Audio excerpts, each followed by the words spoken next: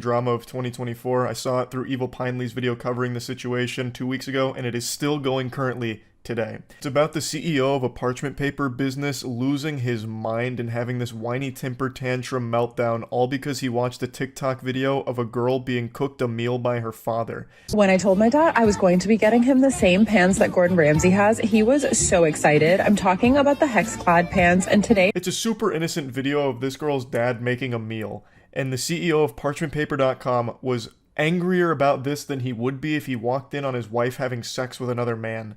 Though it is quite the stretch of imagination to envision this guy, this lunatic, with any kind of companionship in his life. So after watching this, he was infuriated, went on the actual company's business account, and left a mean comment, which started a series of events he couldn't have possibly foreseen. I posted a video yesterday of my dad cooking for me with these hex-clad pants that we had gotten. There was a comment on there where the person goes, "Must be tough living a life on easy mode." I also didn't think the comment was rude at first, so I responded with, "Lucky to have parents who make it possible." And they responded, "Yeah, we get it. You have no skills and family money." That's already such a weird comment right there. Must be nice living life on easy mode when it's just a girl getting cooked a meal by a caring father.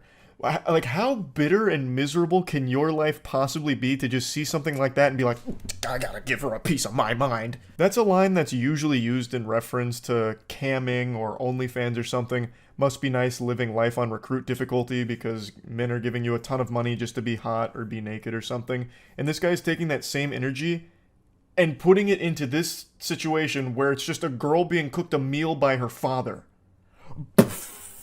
Make it make sense. So he's so upset that he's doing this from the actual business account for parchmentpaper.com. So the Parchment Paper Patriot is really having a conniption. And then the poster responds saying, you know, it's supportive family, got lucky. She said she didn't even find it rude at first, which I don't know how you would see that as anything other than rude. But regardless, her response was super sweet, and he gets even more heated about that, fucking steam coming out of his ears, and goes, "Yeah, we get it. You have no skills and family money." What kind of projection is this? Holy insecurity. What do you mean you have no skills? All she did was show a video of her dad cooking her a good meal. It's ridiculous to assume that she has no skills. It's based on nothing. She could have bow hunting skills, nunchuck skills. She could be one of the most skillful human beings on the fucking planet. We have no idea. And then he's going, it's just your family's money. You're suckling off their bosom because your parents have money. What is happening here? Do you have no skills because you probably order Uber Eats all the time? Is your skill just ruining businesses? Like, I mean, that's a pretty cool skill, I guess. But anyway, this is only the beginning of his rampage, and he just fully self-destructs over the course of the next few hours. It's like Chaozu from Dragon Ball Z, when Chaozu latches onto Nappa and blows himself up, but the sacrifice was in vain because Nappa barely felt anything, really. That's what happens here. Parchment Paper Patriot blows up, and the girl, totally fine, and makes an absolute clown out of this guy, dunks on him. She obliterates this man. And at that point, I'm just like, okay, what the hell? Like, maybe this account is hacked, because from a business account, that seems kind of weird. So I send them an email and I'm like, hey, like, I think somebody's on your business account, like, leaving cyberbullying comments. Didn't say anything else. That was it.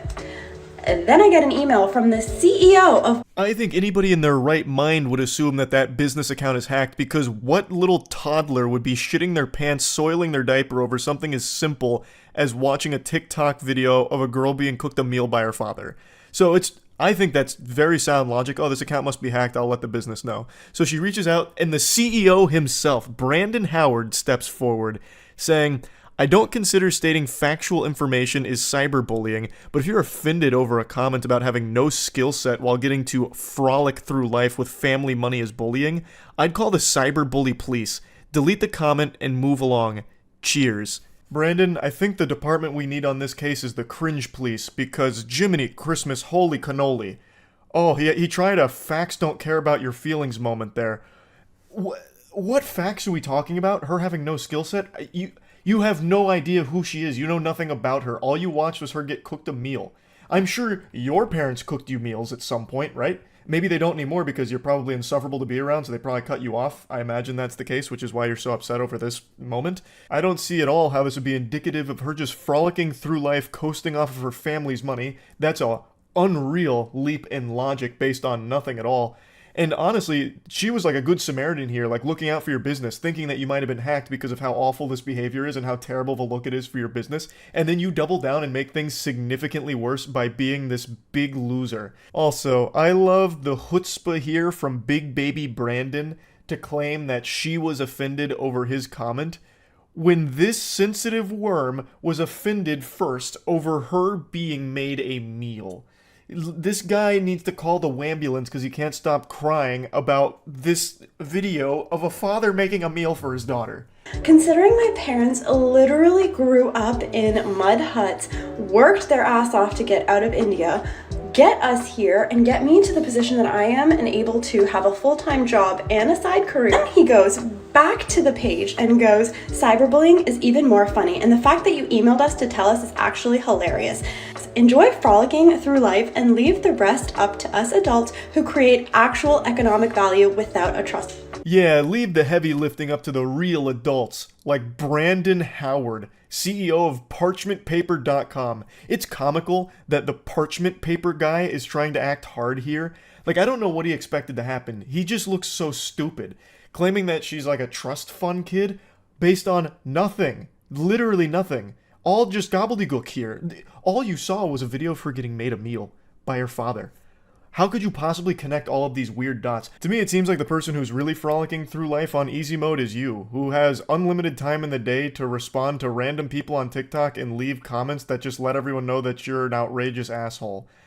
Like, you must not be doing that well business-wise, if that's what it's boiled down to here. They did send me a legal notice. It came from info@parchmentpapers.com, and it says that they are really worried about the safety of their team, and if I don't remove the defamatory posts on TikTok, they will be taking legal action, which I don't believe it's defamatory because it's not defamatory at all. All she did was share his comments, which are public, in that email, his statements, all from his mouth.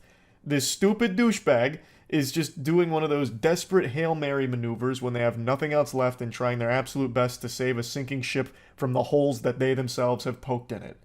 And it doesn't work, and it actually leads to him looking like even more of a clown, because she points out some pretty interesting things about this cease and desist. So yeah, like, I don't believe it's defamatory. I also don't believe you have a legal department because you signed it incorrectly. It says legal department at parchmentpapers.com. You forgot the dot. Did you forget to delete the part where it says like your contact information because you're using a template?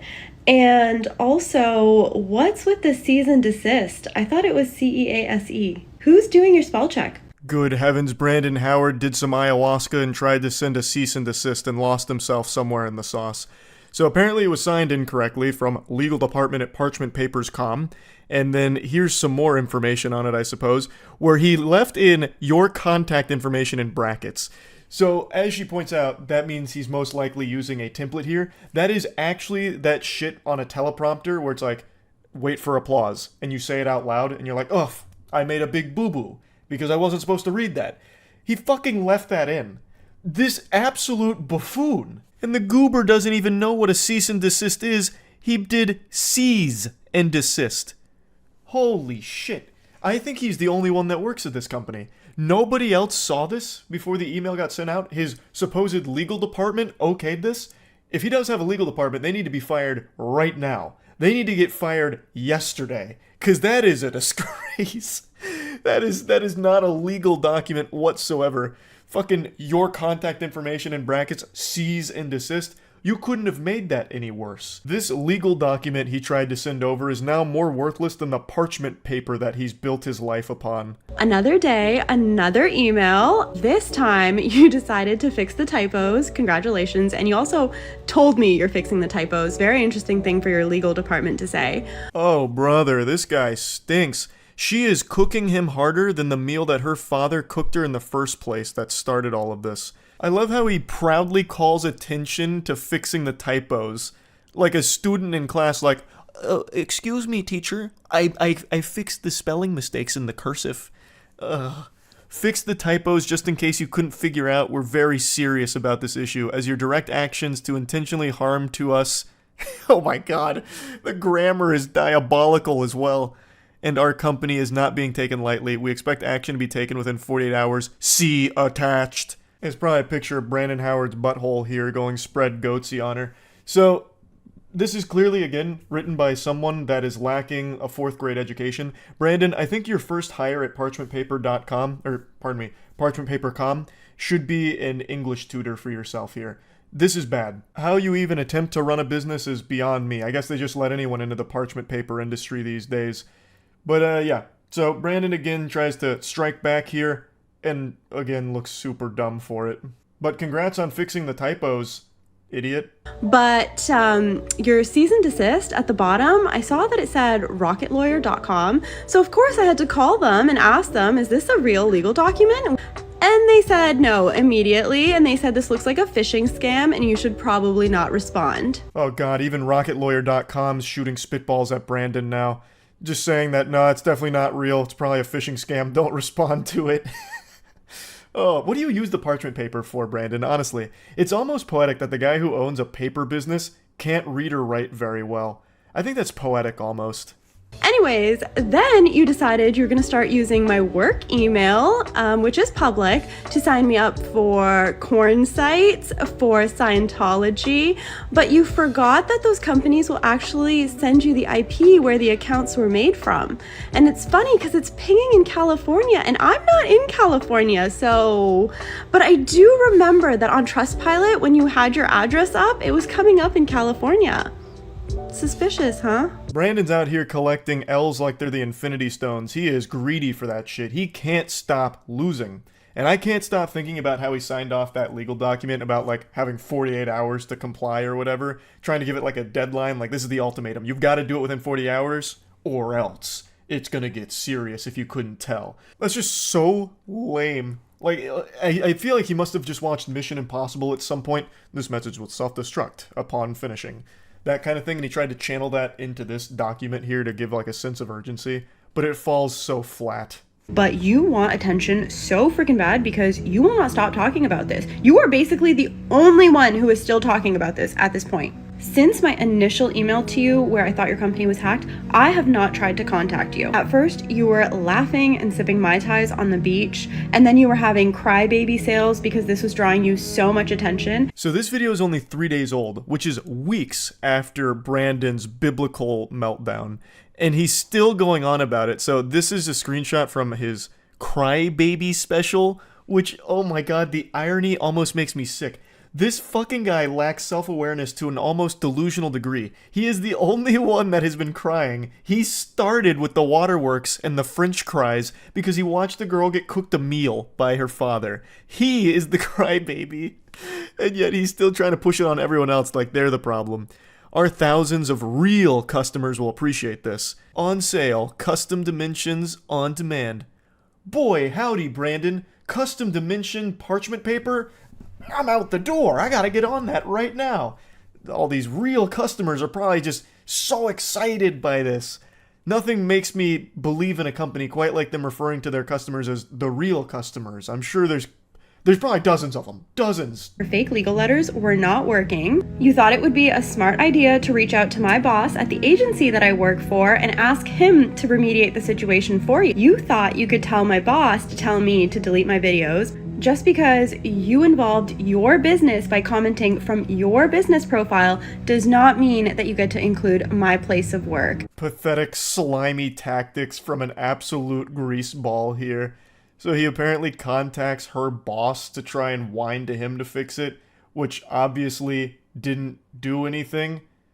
Brandon, this is so sad. This is so embarrassing. When all of this failed, you thought it would be a great idea to send me one more email stating that you will deal with it as you see fit, whatever the hell that means. And then you decided to add this banner to your website. I'm sure you think that this is when it gets so spicy. We do not support woke feminist cancel culture hate mob groups who do nothing positive in our community. On his official parchmentpaper.com website, this guy has lost his marbles. He's off his gourd right now. He's going sicko mode. Brother, what are you even talking about? All she did was showcase your comments and made fun of you. What is the woke feminist cancel culture movement here? You made yourself look stupid and people clowned on you for it, rightfully so. You are the problem. And also, didn't you just try one of those cancel culture maneuvers by contacting her boss and her place of work to get her in trouble because of you and your beef with her? How can you lack self-awareness to this degree? It's almost criminal, I would say. It gives me the heebie-jeebies. So, he's got this now proudly posted on his website at that point. And I also love how he says that she does nothing positive for the community. When you came out of nowhere, the negative Nancy, just saying that she lives life on easy mode and has no skills and relies on her family's money, all just because she had a video of her father cooking for her. What are you talking about? What positive shit do you bring to the world, Brandon? Now, I will say, that section right there is just so outlandish with the woke feminist cancel culture mob being on the paper's website. It's so over the top that I half believe that might actually be faked by somebody, and I also struggle to believe that Brandon would be competent enough to even put that on his website in the first place. I just don't think he has the capability to do that, and I really don't think he has a team around him. I think it's just him. So I think that one might not be real, but to argue against that point, his statements on the official Black Label Paper Instagrams echo that same sentiment about like the woke cancel culture mob and all of that shit. So there is a chance that it's real. There is a very good chance that it's real, but I do want to put it out there that I haven't been able to 100% confirm beyond a shadow of a doubt that it is, because as of right now, it's not on the website. But he could have just deleted it after backlash. But you continue to talk about it, you continue to make stories about it, and you continually want the attention. As if all of this was not enough, you decided that you were going to start making all of your stories on your Black Label Paper account involving your other company now for no apparent reason. Take down another company, why don't you? So this is his other business that he's now calling in off the bench for this drama. I cannot imagine why he thought that'd be a good idea, but it's Black Label Paper. So all of his businesses are parchment and paper related, and I would wager a guess that the quality of his product is most likely atrocious, probably not even like worthy to be toilet paper if I had to guess. So he goes, all you fucking losers need to stop messaging us about a fake TikTok account made by then her and her dumb ass minions because her fragile little ego couldn't handle a couple smart ass comments on IG about skill set and money. I've never had the commie bullshit app TikTok in my entire life. A bold-faced lie. Also, why would you be posting this on your business account again? Like, your real customers that didn't know about any of this are now being made aware of it, and you look so weak and pathetic in all of it. And tell that little... Oh my god. Oh, what? Oh, I can't even read these. Holy shit. Fucking losers, I swear, it's been 2 weeks almost and still have to deal with this childish bullshit. You are the only one keeping it up, by the way. You are the only one that still is doing this and engaging with it. No one else is talking about it. This drama it's dried up. It's gone stale. But he keeps putting it on people's radar. He keeps serving this up on a plate to us. He's cooking it for us. And we're eating it. He's doing it. He's the chef. She is too immature to settle this privately, and I'm not going to let some woke hate mob ruin my reputation because they live in some mystical fairyland of make-believe and think because they have 20k followers they're doing something in life. Clown emojis. I also can't help but laugh at how much he keeps trying to throw out woke, cancel culture, all of that kind of shit. Just a bunch of buzzwords that don't even apply here, because all that happened was she showed these comments from a laughably embarrassing CEO that he publicly made and then shared his email where he doubled down on it. That's it. It's all his fault. There's nothing else beyond that. And he just can't accept it. He can't come to terms with reality because he lives in the mystical fairyland. Like, he's in the fucking Narnia. Nobody else. It's just him. Here's another one of his posts, this time on a really cute background. He talks about Business Insider and some articles reaching out for a comment. Some fragile ego wannabe influencer IG about their lack of skill set and frolicking through life, where she got so offended and cited the woke hate mob smear campaign against me to get me canceled. Fake accounts were made by her delusional woke followers. He just keeps sprinkling that in there as much as possible, just trying desperately. I cleared up the reality of the situation with all three media outlets. It didn't fit their narrative either, which was to further extend the adult children drama. God. So after 9 years in business, 3 business publications don't care about the good I've done and the help I give to people on a daily fucking basis. Yeah, I'm sure your parchment is invaluable. I'm sure you're doing a great service. You really seem like a stand-up gentleman.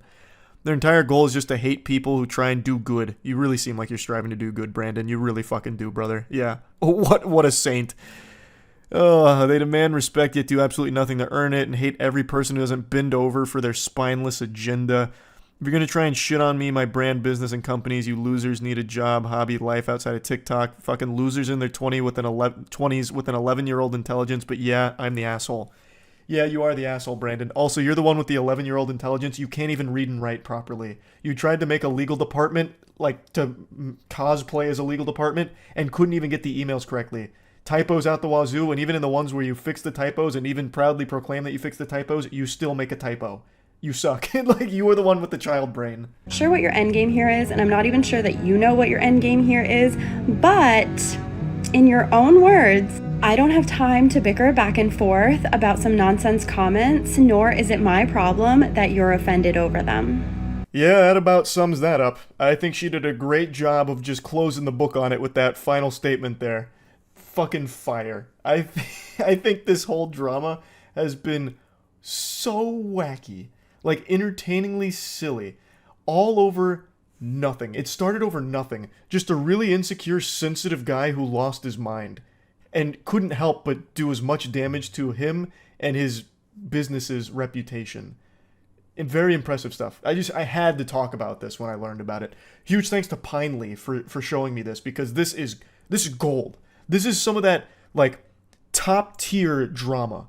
You know what I mean? So I had to talk about evil companies and industries over the years, but the one I want to talk about today makes Umbrella Corp from Resident Evil look like Weenie Hut Jr. Health insurance. Now, I've ranted and raved about health insurance on stream quite a few times, way before the big thing that happened recently. And I'll just be clear up front that I'm not here to talk too much about Brian Thompson getting banished to the Shadow Realm. I'm here to talk mainly about health insurance itself and how corrupt and malicious it is, as well as the United Health Group CEO Andrew Whitty's video that he made about the response to this whole thing. So to be clear, Brian Thompson was the CEO of United's insurance division. Andrew Whitty is the CEO of United Health Group. I'm sure everybody has been disturbed by the amount of negative and in many cases vitriolic media and commentary that has been produced over the last few days, particularly in the social media environment. Yeah, mean words are so much more disturbing than an entire business model that revolves around making oodles of cash off the corpses of your clients as you knowingly deny coverage for life-saving medical treatment for those individuals that have been paying you for so long, for the single purpose of you stepping in to help in an emergency situation. Then when that unfortunate time arises, it's just crickets and radio silence, and then like a giant stamp of denied from United. Here's a nice little graph that helps showcase how efficient these health insurance providers have become at denying your claims. And United Healthcare, they got it down to a science. They are way out in front. They got the gold medal with 33% denied claims. To put that into Fortnite terms, United is grittying to a fucking winner chicken dinner dubski as you and your loved ones are dying. It's no surprise why people hate health insurance. It's not a political issue like a lot of people are trying to make it. You can see some of the usual suspects on YouTube saying things like, oh, the lefties are celebrating the death of this healthcare CEO, an innocent man just looking to put food on the table for his families. And if you look at the comments, it doesn't matter what side of the political spectrum you're on, everyone has been fucked equally by health insurance. They are the Thanos level threat to human beings' survival. Everybody knows somebody, and you may even be the victim yourself, that has been denied by their health insurance provider, because the whole purpose of the health insurance business model is you pay them for a long period of time to do a single task for you, which is help in an emergency situation, and their goal is to find ways out of doing that task you pay them for. To fuck you in the face. Literally just let people croak because they don't want to pay the money to cover those procedures that could save someone's life. They make money off normal people dying, and normal people are paying them for the service. It is so fucked up.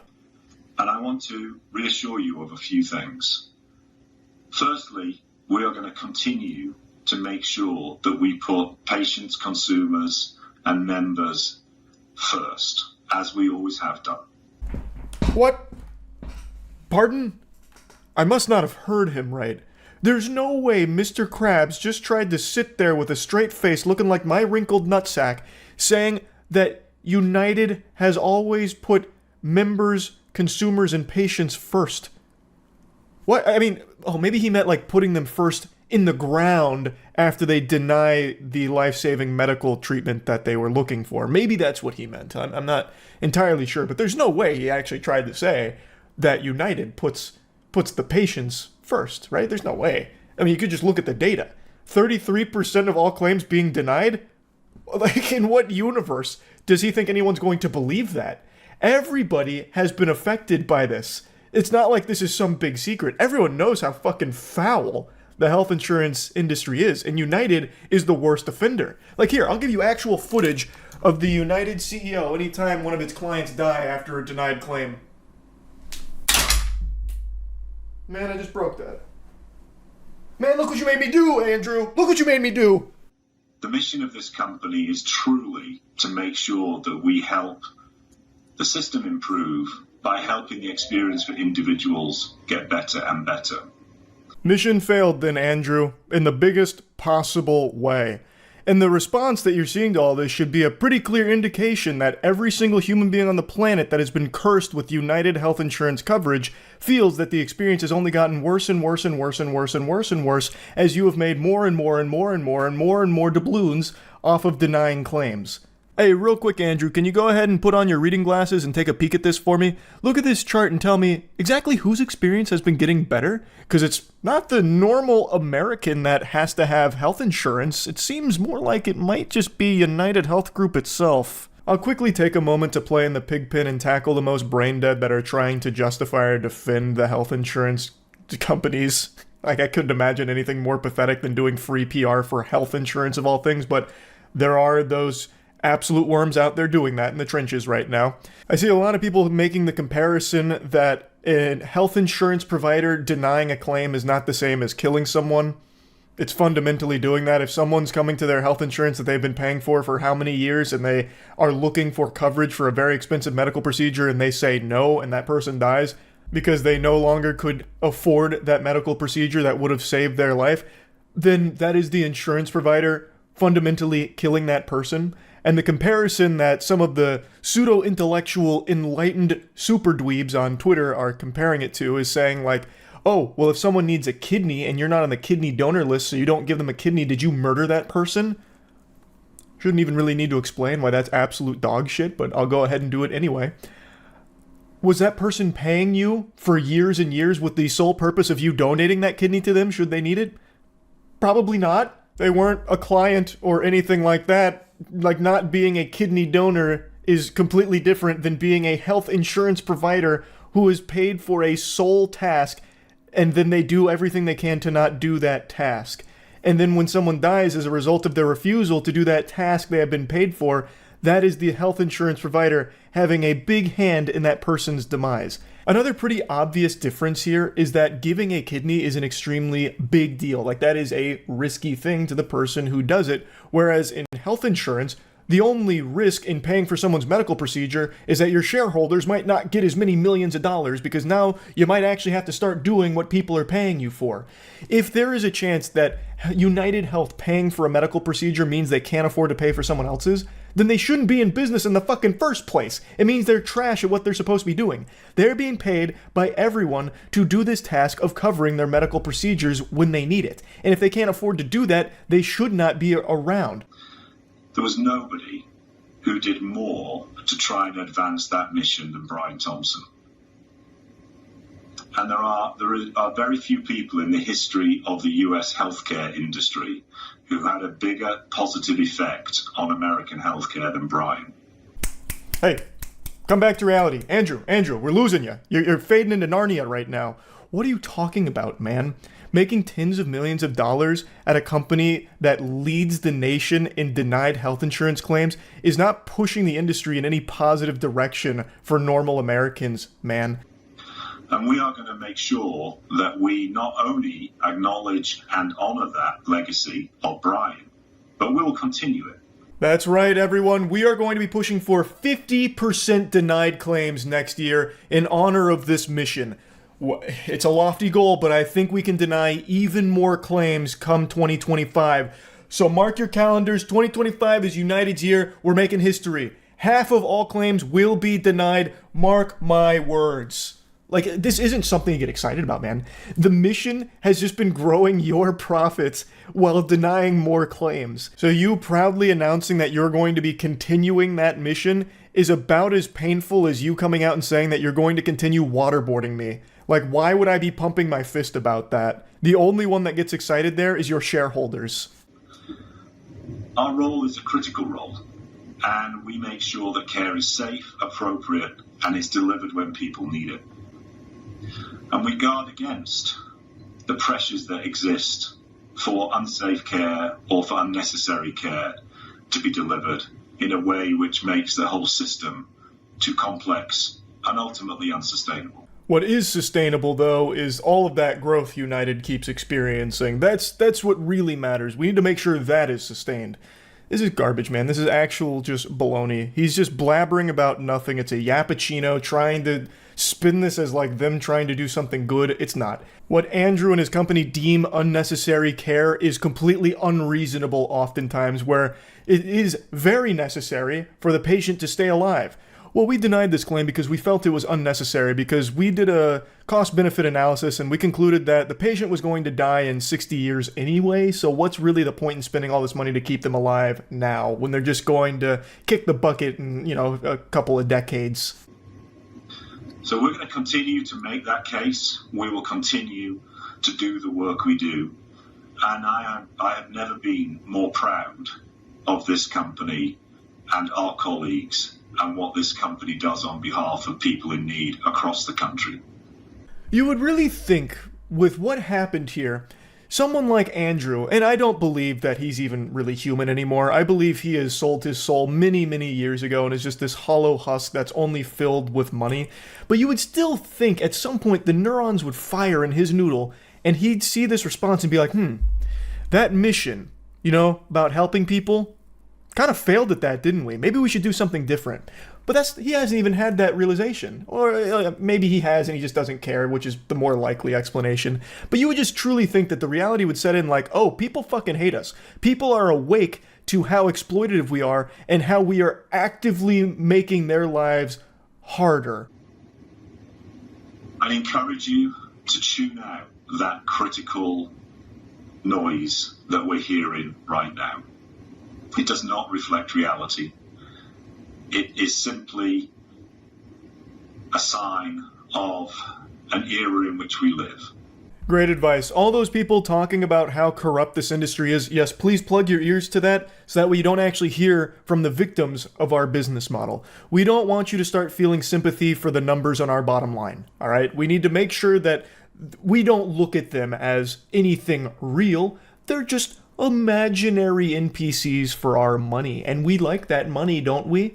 It's just so crazy. It's so crazy. He's saying that it doesn't reflect reality. Brother, that is the reality. These are your clients that are coming out and sharing their experiences. It doesn't get any more real than that. As opposed to your fucking barnacles that you're vomiting out here, that is the fraudulent fakeness. The reality is that people have been fucked by your health insurance company and plenty of others. The industry is rotten to its very core, and people know that, which is why this isn't some big political issue of left and right. Everyone is united in how hard they have been fucked and how many times they have seen people be affected negatively by this industry. And this guy just refuses to let that set in, and he's trying to brainwash his employees to just be numb to it and pay no attention to it. What we must do is focus on what we know to be true. And what we know to be true is that the health system needs a company like United Health Group, and it needs people like Brian within it. We're fortunate that within this company, we have so many people driven and inspired in the same way that Brian was, and we will continue in our journey to help everybody who needs it within the health environment. It's just crazy. I know I don't need to keep ranting about it, but it actually does just blow my mind that he would even say things like that, which are so provably false. It's honestly like almost a threat that they have plenty of other people like Brian in the company that are as inspired as Brian and focusing on what Brian was focusing on, which is clearly the profits in the company and denying more claims so they can make more money. That's a bad thing. And he's just talking about it like it's an accolade to be super proud of and something to be excited about. It's just frightening. It's actually just frightening. So yeah, I wanted to rant about health insurance a little bit. Scentbird CEO, she does a podcast with her eyes closed to talk to spirits and said Hitler wasn't bad. What? The Scentbird CEO does this. Wait, I know Scentbird. Yeah, wait, you're right. The Scentbird CEO claims to be a spiritual medium. Or, sorry, not a spiritual medium, a spiritual guru. The co-founder of the Netflix for Fragrance, Mariah Nuraslamova, has been moonlighting as a spiritual influencer. Comments on extraterrestrials, The Matrix, and Hitler have recently attracted negative attention. Your teeth are not randomly crooked, there is a spiritual meaning. Every little aspect of the tooth is a map, right? This sounds beautifully unhinged. You see they found a cave on the moon? Oh, we got moon troglodytes now? That's pretty cool. I can't find the clips anywhere else right now, so right now, completely reliant on the YouTubers here to bless me with this info. I want to see these readings. Version of the Matrix will be the default one. The 5th version of the Matrix is actively being incubated, and according to Maria, it's showing really good signs and is looking promising. Now there is a new version of the Matrix that's being currently incubated. The 5th version of the Matrix. Matrix and, 5? That one is showing signs of really good promise, so... Maria mentions having a direct... Wait a minute, I need to go to our website. There's a Matrix 5 dropping? This is Maria. She is the CEO of Scentbird, which I think many of you have probably seen through YouTube sponsors. They were pretty big on influencer marketing, from what I recall.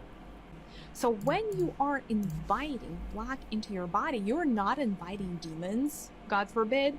You're not inviting evil into your body. You are inviting this moldable substance that contains all life inside, that contains all light inside, that contains the entire spectrum of everything. Okay, she's about to cast a hollow purple. I don't really care about that. Where did she do, like, the spiritual readings? Like, where she talks about Hitler and everything? I don't need to know about her curse technique. I mean, I'm in the presence of an architect, of the Great Architects Council of Light, but sadly that is big. Isn't the case. That is that big. Automatically crushed while listening to her guided meditation for an ultimate womb detox. Whoa, an ultimate womb detox? Whoa, hey, hold on, I can use that. Hello, my darlings, and welcome to Our Sacred Universe, a podcast where we meditate together. I'm ready. Today, I wanted to offer you a womb healing practice. Thank you. Our womb space is where we deposit a lot of our hurt, a lot of our pain, a lot of our suffering. But a womb space, or if you will, our sacral space, I have something that everyone has. I have nipples, Greg. Can you milk me? If you haven't checked out my book yet, no, hold on. I don't need the hashtag ads here. Just give me my womb needs a little bit of assistance here. Keep breathing in and out. Imagine I just have a full body orgasm from this. Your breath to ground and center yourself. Invite the healing vibrations of the universe to enter the sacred space of your womb. Breath. See, like, we skip a step. How do I invite the healing vibrations of the universe to fuck my womb or whatever? Like, what do I do? Like, how do I send out the distress signal? That's where these guided meditations always fall apart for me. Like, they make it sound like it's so easy that I can just call upon healing vibrations. Like, I'm not a shaman. Like, can you call it for me? Thanks for membership, Oz. Book a reservation. Yeah, what availability do the healing vibrations have in the universe? I imagine they're probably pretty booked up. Why are you detoxing your womb? It sounded helpful. If you're just tuning in, to give you context, this individual, Maria, is the CEO of Scentbird, which is actually a pretty big company, or at least it was. I don't know if it still is. And according to Chatter, the Scentbird CEO has found herself into some controversy because of this line of work, where apparently she was saying that Hitler wasn't bad through her spiritual guru sessions, and I'm trying to locate that, but I'm getting all like sidetracked here, going through these alternate branching paths in the visual novel. So I'm still looking for that, but it's such an interesting tangent. Big thanks to OperaGX for sponsoring this video. OperaGX is the browser you see me use every single night on stream. It's just my go-to browser, and it has so many features that I just really have come to know and love. Obviously, the one that I always preach about, because it's the one I'm most enthusiastic about, is the fact that OperaGX is not a resource hog like Chrome and other browsers. It is so lightweight but so powerful, and the GX mods that it offers are super fun, so you can really customize it to make it feel like your own and make it feel super unique.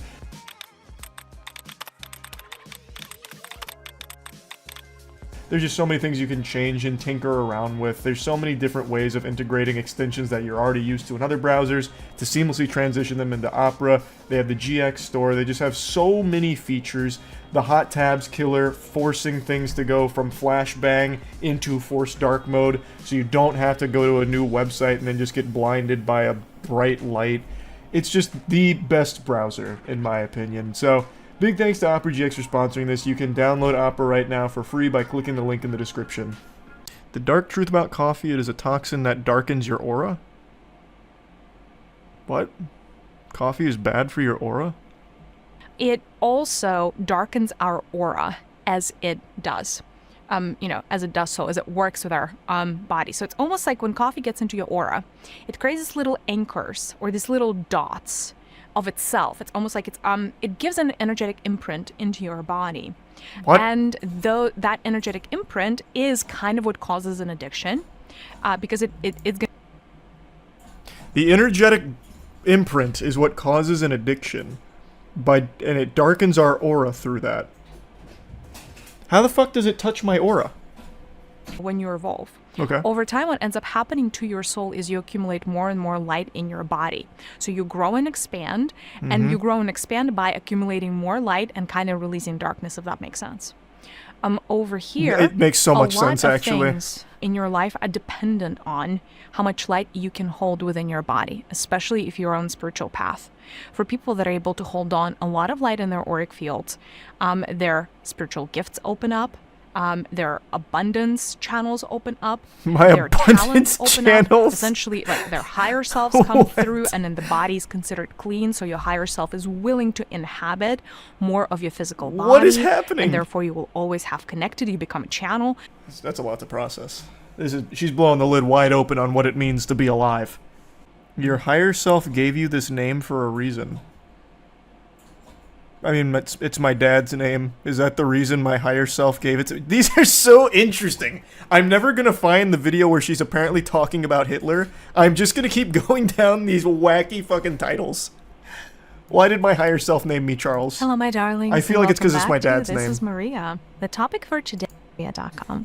All right, the mystery of the name. This is kind of a fun topic. It's not a mystery. That is It's just not a mystery for like most people. I don't think it would be vowels and the consonants in the name, through the letters in the name, connects you to certain aspects of universal flow, universal energy, if you will. Huh?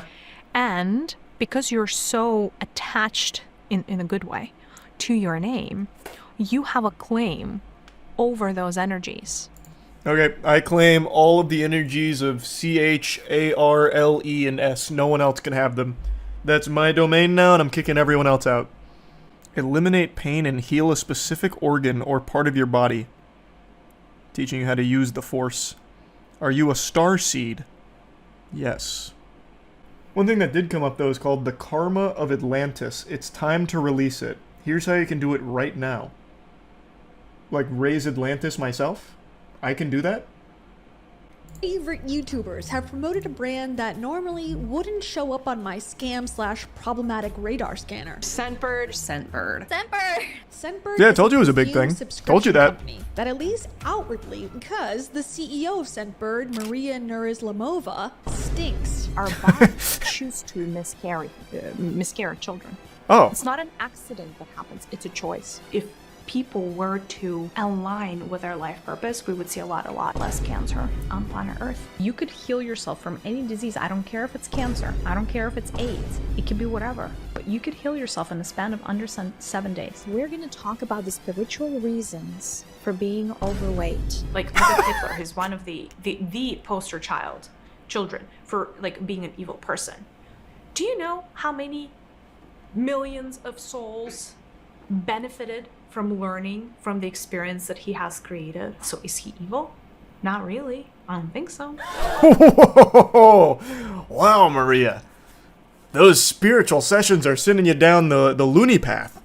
A lot of hidden agendas by the powers that be. And those hidden agendas remain hidden because there is not enough heart space energy in humanity to be able to bring them to light. The heart energy is always the energy of light. The heart energy is always the energy that essentially you emanate your energy from the heart. The heart is one of those energies that if your heart is activated internally, you can heal your whole body in a matter. I will say, if your heart isn't activated, you're probably not watching this video in the first place. You are dead.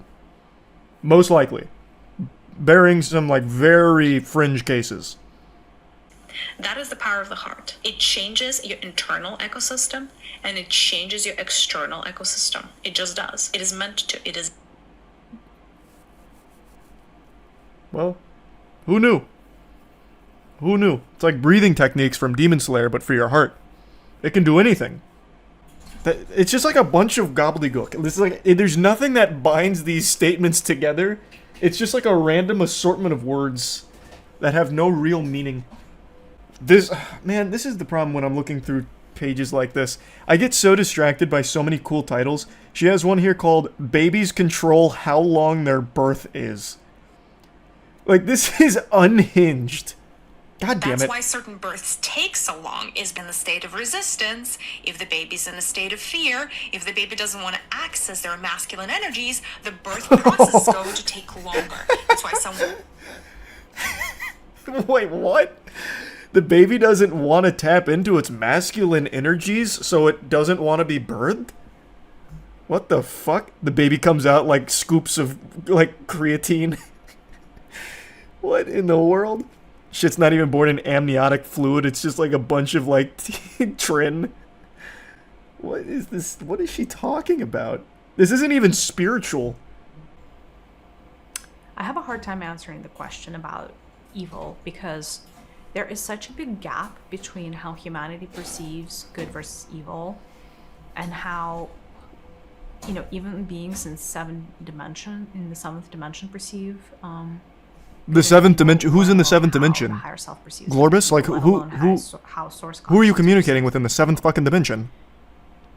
Stepping back, let's say your higher self wants to understand murder. Should be easy It's just to understand. A fascinating subject for your higher self. Okay. If it wants to understand murder, Jesus Christ. the angle. So your higher self may choose to come as a victim, as the mother of the victim, as the father of the victim. Why? As the teacher of the victim. Why would it want to? So, based on what I've gathered, very limited exposure to her spiritual guru benevolence, it seems like she believes you are the product of your higher self wanting to be experimental. So when something bad happens, it's because your higher self is trying to learn about it. So here, she's using murder as an example. So if you are someone who gets murdered or associated with the victim of a murder, it's because your higher self wanted to be in that position. It was all predestined because your higher self wanted to be present for it, to learn about it. Which is the dumbest idea ever. That's actually the stupidest fucking idea. And by the way, like, look at Hitler. He's one of the poster children for, like, being an evil person. Do you know how many millions of souls benefited from learning from the experience that he has created? So the here, world serpent has awakened. You know, Like like, one look hell at and Goldie. a character like him and be like, oh, he's completely evil. And upstairs, his experience was the greatest, one of the greater,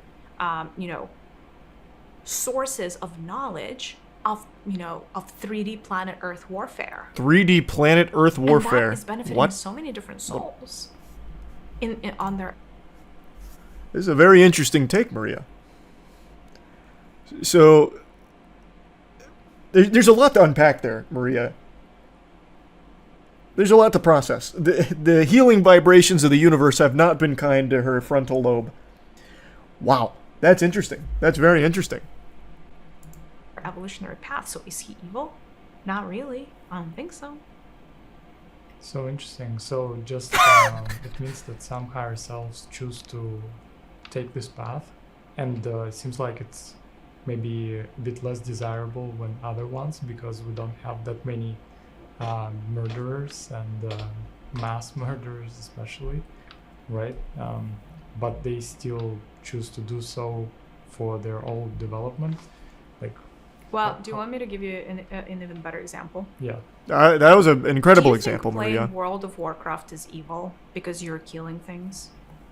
Like in a computer game, yeah. People don't think it's evil. Yes. I know. Same logic. It's a computer game from higher self level. Like, fine. Like, I don't know. Any of those. Same logic. Yeah, killing goblins in World of Warcraft is the same as Hitler for the Holocaust. You hypocrites. What an interesting character she is. Her higher self has very much done her a great justice. Her enlightenment is astounding. She's trolling. I don't know, she has a whole career based out of this, and apparently you can even pay for these sessions privately. But her main hustle is Scentbird, which, again, is a pretty popular product, or at least it was for a little while. She's the CEO of it. Or at least was. RPG games, I think RPG is what they're called, right? Like, where you, like, go and, like, murder, you know, all kinds of beings. They're not beings. Sunday, they're with pixels. All kinds of weapons, and you're like, I need this strength, and I need this skill, and let me have this gun, and I want a bigger gun, and even more bullets, and blah, blah, blah. I mean, you go in, you may have murdered 1,000 beings. They're not beings. They're not real. And then you go on your merry way, and nobody's pointing a finger at you at work and being like, this is a mass murderer. But how is that any different? So that's what I'm That's saying. so like, good. What you perceive as oh evil my god. is not the same experience. Now, you as an avatar, right? You as a person who chooses to play a game, you choose what game you want to play, right? Like, you may go and play Candy Crush. You may go. She's so fascinating. Like she's dangerously stupid. Like, actually stupid to a level where it could be harmful to people around her. Like, there's nothing wrong with being, like, harmlessly dumb, but when you start to cross the threshold, the event horizon that she is, she's to the point where, like, she is actually probably a threat to the safety of those around her. Yeah, like, even her co-host is laughing at that. Alright, we don't have to continue down this rabbit hole. I'll stop. This kind of shit, though, is always just so interesting to me. The co-host is her husband, who is also co-founder and CPO of Scentbird. That must be a great relationship. Honey, I'm gonna have a cup of coffee. And Maria comes out, no! Slaps the coffee mug out of his hands. It's gonna darken your aura! Remember what happened when you killed that level 6 thug in World of Warcraft? Your CEO of YouTube stepped down. Susan announced that she would be walking away from the company and would be taking on a smaller role at Google, and she'd no longer be the public face of YouTube, a face that has historically been treated like a toilet seat by the community. Susan has shouldered the blame for the majority of the things wrong with the platform, and rightfully so, I would argue. She's basically just been the community's spittoon. For any time there's something wrong, people just start spitting on her and accusing her of being the mastermind, the puppet master behind all of the bad decisions. Whether or not that's true, I have no idea, but she was the CEO, and there were a lot of things that needed fixing, never got fixed, and YouTube has been in a tumultuous state over the 9 years of her at the helm. However, this led a lot of people to believe that with Susan stepping down, things would magically improve. A lot of people were pessimistic, but then over the course of the night, I noticed a lot more people being like, this is great, the platform's gonna be saved, holy shit, now we can have fucking Captain Underpants come in here and bring about the golden age, or, you know, this and that. Because Susan's no longer there, I mean, she's going to have to be replaced by somebody great, was the perception a lot of people started to adopt. However, in the wise words of Jedi Master Qui-Gon Jinn, there's always a shittier fish. It was announced who the new CEO would be, and over the course of the night, people started to look into them. The new CEO is Neil Mohan, and Neil Mohan was previously the CPO of YouTube, the Chief Product Officer, and people found out that Neil Mohan was actually the one responsible for that huge push YouTube tried to make into the Web3 crypto NFT space. In 2022, this goofball proudly posted YouTube's most embarrassing update. It was a look at what's coming for the year, but what was really standing out to most people at the time was this ham-fisting of Web3 blockchain and NFT shit. So Web3 opens up new opportunities for creators. We believe new technologies like blockchain and NFTs can allow creators to build deeper relationships with their fans. Spoken like a true asshole who owns 2 Bored Apes and thinks he's going to own the planet. Together, they'll be able to collaborate on new projects and make money in ways not previously possible. For example, giving a verifiable way for fans to own unique videos, photos, art, and even experiences from their favorite creators could be a compelling prospect for creators and their audiences. So basically, just trying his best to justify an inclusion of Web3 crypto NFT shit. I'm going to tell you right now, NFT is one of the yuckiest words in the human language right now. It is an acronym that elicits more pain than CBT, cock and ball torture. It's painful, and it's synonymous with scams. And this was during a time where NFT crypto scams were still rampant. It's not like this was before the huge wave of bad actors came in and ruined NFTs. No, NFTs have been a scam for quite some time, even during this time that Neil tried to push it to YouTube. So there was huge pushback. And I guess somewhere along the pipeline, some team decided to slap this idea down, because we got lucky enough to not have it come to YouTube. But now that NFT Neil's at the helm here, the one at the top of the food chain calling the shots, who's to say he won't dust off this little poop nugget here that's an absolutely atrocious idea? And maybe this time around there's not that rogue vigilante Batman to say, not on my watch, and decline the idea. He is like the leader now of YouTube. And it's a little concerning how hog wild he wanted to go with Web3 coming to the platform. So that is very, not great. And a lot of people are much more pessimistic now after learning about this. But it also gets even worse. As Chief Product Officer of YouTube, that means Neil would have also had a hand in removing dislikes. Now, I'm not putting this entirely on his shoulders. This was a decision made by a lot of people at the highest level of YouTube. But Neil, as the CPO, would have 100% had a say in it, and it's very possible that he was for the removing of dislikes, which is another huge problem. That is still one of the worst features, or really removal of a feature, YouTube has ever had, and they still haven't backpedaled on it. And with Neil at the helm, I'm very less optimistic about it coming back, since he was already in a position that likely played a huge role in bringing it to the platform in the first place. I see a lot of people misattributing this solely to a Neil idea, but I can find no information on him being the one that proposed it. He was just leading a team that obviously worked on it. So maybe there is a chance Neil was outspoken against it but overruled by his peers. I'm hoping that's the case. Like I said, there is a very easy layup here with Neil as CEO to immediately earn the trust of the entire community, and that's to announce that dislikes are coming back. Dislikes will be public again. If he did that tomorrow, he's like, listen guys, I'm a champion of the people here. I'm bringing back dislikes. This was awful. I don't know what we were thinking. We were drinking stupid juice at the office when we came up with this idea. It's coming back. If he did that, everyone would immediately rally behind him and be like, oh my god, YouTube could possibly improve. He's going to listen to community feedback. This is great. But I'm not sold on that being in the realm of possibility ever. I'd like it to be, but after reading all of this about Neil, I'm starting to think he may have been a pretty important figure behind the scenes for some of the worst features that YouTube was toying around with. But again, this is speculation. He could come in and do an amazing job, and that's what I'm hoping for, but it is not a great start considering what he's publicly tried to bring to the platform in the way of fucking NFTs.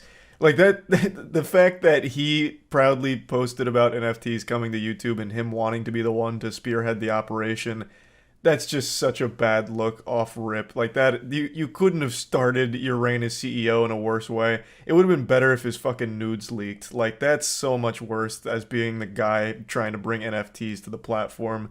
Oh my god. But again, it remains to be seen. He could come in here and knock it out of the park. really fix up YouTube, really bring it to a better spot. Hopefully that'll be the case. I'm going to try not to focus too much on his past and instead look more at his future here as YouTube CEO. So yeah, anyway, just wanted to talk about this just a little bit. James Glazer. I am reformed now. I've seen Tim Sweeney for what he truly is, a dweeb, just a pathetic twerp. But there was a time when I was gushing grannies over the direction Epic Games was going. With their incredible success with Fortnite unlocking the infinite money glitch, it really felt like they were actively trying to use that to help elevate other developers as well. And they had very generous splits with the community when it came to like custom content and like the Fortnite creator codes and stuff. Like the successful maps that the community makes on Fortnite, their program was giving them millions of dollars, like a very unprecedented split with the people that were making that content. So for a while, I really was, pumping my fist like, hey, go Epic. Even though I'm not the biggest Fortnite fan, I just bought hook, line, and sinker into the idea that this was a company that actually did care about the industry and other developers as well as the community. And maybe some people in the company still do, but Tim Sweeney I don't think is one of them. The mask has fully slipped on this guy, and I'm seeing Voldemort for what he is. This guy fucking sucks. Dude loves to hit the Twitter sphere and drop the most cringe-inducing takes you'll see a gaming CEO unapologetically fart out. He's been going Insano style recently, just dropping bad take after bad take out the wazoo almost daily, so I wanted to go through a little montage of his lowlights. One of them that actually made me giggle really hard is how he loves to keep giving advice to Valve on how they can be more successful, which is very tough talk coming from someone who has the goddamn Epic Games Store, an absolute joke of a platform that's become synonymous with garbage. It is comical. People shoot spitballs at the Epic Games Store. It's a flop and everyone knows it. Yet he keeps piping up, chiming in, saying things like, Steam charges such high fees that companies like Genshin Impact maker MiHoYo find it more profitable to go it alone, but then had to be reminded from fans that MiHoYo has multiple games on Steam, so he can't even get anything right when it comes to offering unsolicited advice to a significantly more successful company. It feels like a child who keeps tugging on his dad's, coat, give me attention, please. Gabe Newell, please, give me attention. Look, I'm trying to help. Look. It's just so embarrassing. Here's the full tweet here where he's making the statement. It comes as a reply to someone saying, it's Steam's fault that Epic won't put their games on there, apparently. Tim somehow finds this tweet and then says, here's what's happening economically. Steam charges such high fees that developers with strong brands and big enough audience, like Epic, Riot, and MiHoYo, find it more profitable to go it alone. Ironically, lower fees and more openness might increase Steam profit. Is that right, Tim? Why don't you try and focus this Galaxy Brain strategy on increasing profit for your completely dead and rotted Epic Games Store, man? You have your own platform, you know that, right? Why are you even trying to come out here like the savant in the industry on successful platforms? Steam not only dwarfs Epic Games Store, but fucking world stars it. Like, they Gangnam Style on top of Epic Games Store. And yet he keeps doing this shit constantly. And he's wrong, again, because MiHoYo has multiple games on Steam. It's just crazy. It's clear, because he has the Epic Games Store, he has to keep finding ways of trying to, passive-aggressively fight against Steam, because that's obviously their biggest competitor. But he's so bad at it. Now, in an interview with PC Gamer, which is where some of the conversation stems from, where Tim was talking about the whole kit and caboodle of future games AI, because Tim Sweeney has become a huge AI shill, and he had another wacky AI take just today we'll go over in a little bit. He was also asked about whether Valve would ever join forces with Epic. It's now clear that nobody's going to end up with an absolute monopoly. And then he goes into Team Open and his objections to Steam AI disclosure, by the way, which we're definitely going to talk about, because he is a big advocate for getting rid of the AI disclosure Steam requires when your game uses AI. But I want to start here. This is coming off of a previous question about if he ever sees a future where Valve and Epic work together. And he's like, oh yeah, absolutely. Because Gabe Newell occupies more of Tim Sweeney's mind than Epic Games Store actually does. I'm pretty sure he goes to bed thinking about Gabe Newell. He's probably got a bubblegum statue like fucking Helga Pataki did for Arnold in Hey Arnold. He is constantly thinking about Valve and Gabe Newell. But anyway, off the back of that question about like that Avengers team up there, he is then asked, do you think Valve can be convinced of that? They've got a nice thing going. So he says, we'll see. They have a nice thing going on PC, but they reach what percentage of the PC audience? You know, they don't reach any of the Fortnite audience. They don't have Fortnite and Riot Games and Genshin Impact. By the way, bro, they do have like the Hoyoverse audience. A lot of the MiHoYo games are on there. You're just literally wrong and refusing to even bother to get it right. And many other top games in the industry on Steam. They're missing out on a lot of opportunity that I think they could have if they took the more forward-looking open view that Epic has taken and Microsoft has taken.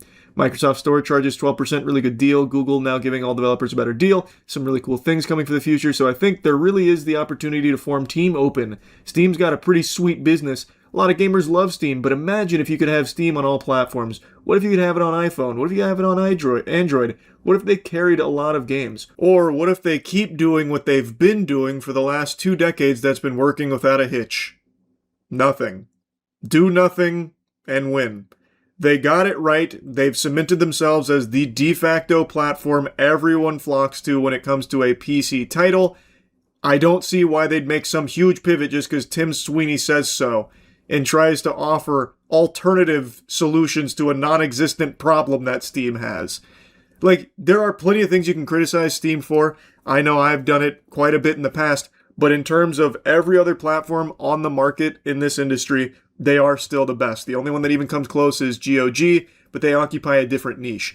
Nobody is willingly choosing the Epic Game Store over Steam if they have the choice. It just doesn't happen. So why the fuck is this guy trying to make it seem like it's even close or that there'd be any value in them teaming up and offering like these creative ideas on how to make it even better when all of his ideas for the Epic Game Store clearly don't work? And I also love that Tim Sweeney is parading around as the Team Open guy, giving the idea that he wants everything to be open, transparent, collaborative, meanwhile also trying to push for Steam to remove the AI disclosures that they slap on games that use generative AI components and assets.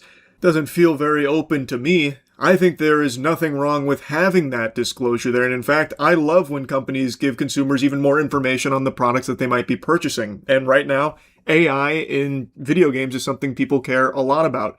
Some people don't give a shit if there's AI there, so the AI disclosure doesn't matter to them, but there are people that do and don't want to just be playing slop.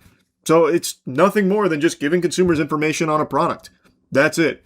Why is that a bad thing?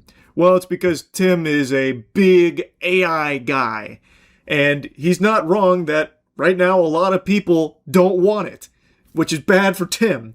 So in the PC Gamer interview, he talks about AI's place in the workflow in the games industry, talking about how it can be used for drudge work, which is actually something I've talked about. I do think there is a very legitimate use case of AI when it comes to like just bulk garbage time work that isn't occupied by an actual like position in the company. It's people that have other positions that get forced to do like the tedious grunt work that's just served as like background tasks and shit. And that can be handled by AI without negatively impacting anyone or the product itself. That would be it being utilized as an actual tool. And from what I was reading, there's not like a mandatory AI disclosure if you use AI as a tool. It's only when it's AI-generated assets. So that wouldn't even get flagged as like a necessary AI disclosure there, if it's utilized in that way. Anyway, though, he goes on to say that if you want to launch a game and get it as widely publicized as possible, you've got to put it on Steam so people can wishlist it, and if you want to play it on Steam, then you have to get this scarlet letter of AI attached to your product, and now there's a hater community trying to kill the game. I think it's really irresponsible of Valve. They shouldn't do it because it makes much, much, much harder for a game developer to have a chance of success. You have to choose from either not using tools that can make you way more productive and probably failing due to competition that does. I mean, not really, though. If the competition is using AI and getting the AI disclosure, aren't they getting that scarlet letter too, Tim? So, like, they'd be having the same problems you're describing. So, in order to stand out from the competition, wouldn't the natural thing to do be to avoid those tools? That way you don't have that, and people would appreciate that? I don't even think his argument really makes sense, because it's not irresponsible in any way. You're just giving consumers a choice. By putting that tag on there, you are just informing them that there is AI usage there, and the consumers that don't care, that tag doesn't matter. They'll still buy it. The ones that do care, maybe they avoid it. All it is just giving them more information so that way they can better decide what they want to spend their money on. That's all. I think the real meat of the issue here for Tim is that since AI isn't received overly well, he'd rather there not be a disclosure so that way it's not front-facing, so he's not losing money when their games that they have do have AI in there. I think that's the big thing, because it would affect his wallet. It would affect their sales, because there are a lot of people that will not buy something that has an AI disclosure. That's entirely up to them. Tim would rather you not know and spend your money on it, is the feeling I get here. Has nothing to do about, like, think about the little guy not using the AI tools, the competition, that kind of thing, and then the scarlet letter if they do, oh no. I think the real motive is pretty clear. Tim loves AI. He sees a very strong future of AI in their products. Thus, if there's an AI disclosure, there's a lot of people that will immediately just not buy it, which hurts their financials. So he'd rather it just not exist and not be normalized. I think that's the truth behind it. Tim is on a crusade to try and get AI ham-fisted into the mainstream gaming consciousness as a positive thing. So a couple hours ago, he also made a statement, and by statement I mean tweet. This guy is fucking addicted to Twitter. It's his heroin. Talking about how AI could have helped Destiny stay profitable. So with Destiny 2 being shut down, one of the things was how much content it needed and how tedious and like how time consuming that was. So Tim got sassy and said, if only some sort of newfangled technology could have come along and make it possible to overcome bullet point number 1 and enable games like Destiny to thrive. So bullet point number 1 was about like how time consuming and expensive it was to keep introducing so much new content so it didn't get stale. And the report talked about how Destiny was only ever occasionally profitable because it kept having to make new content to keep players hooked. So Tim was saying how easily AI could have solved that. I'm pretty confident Tim Sweeney doesn't play games. I think I even remember him openly saying that he rarely plays games on an interview like a while ago. But anyway, the take is use AI. Just AI slopify shit in order to get content out as quickly as possible. The audience will eat it up. Eating out of the palm of your hand, that'll solve the issue. But that's not what people want, man. Like, if you actually played games, you would know people don't want just, like, lazily dog shit trash just for the sake of having new stimulation there. Like, sure, there is probably some people that don't mind, but on the whole, that is worse than having nothing.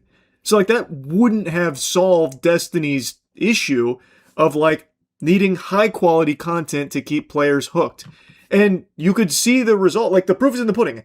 When they weren't making high-quality new content and instead were making lazy, not good content, they were hemorrhaging players. They weren't sticking around. AI wouldn't have been making new, interesting content.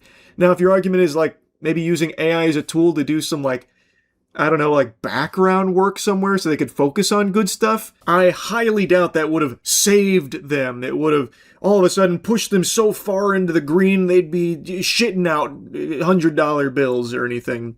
Because the drudge work, as Tim calls it, was not the bulk of what Destiny 2 required. So I don't think that's where most of their time and resources went to, like, doing this background drudge work.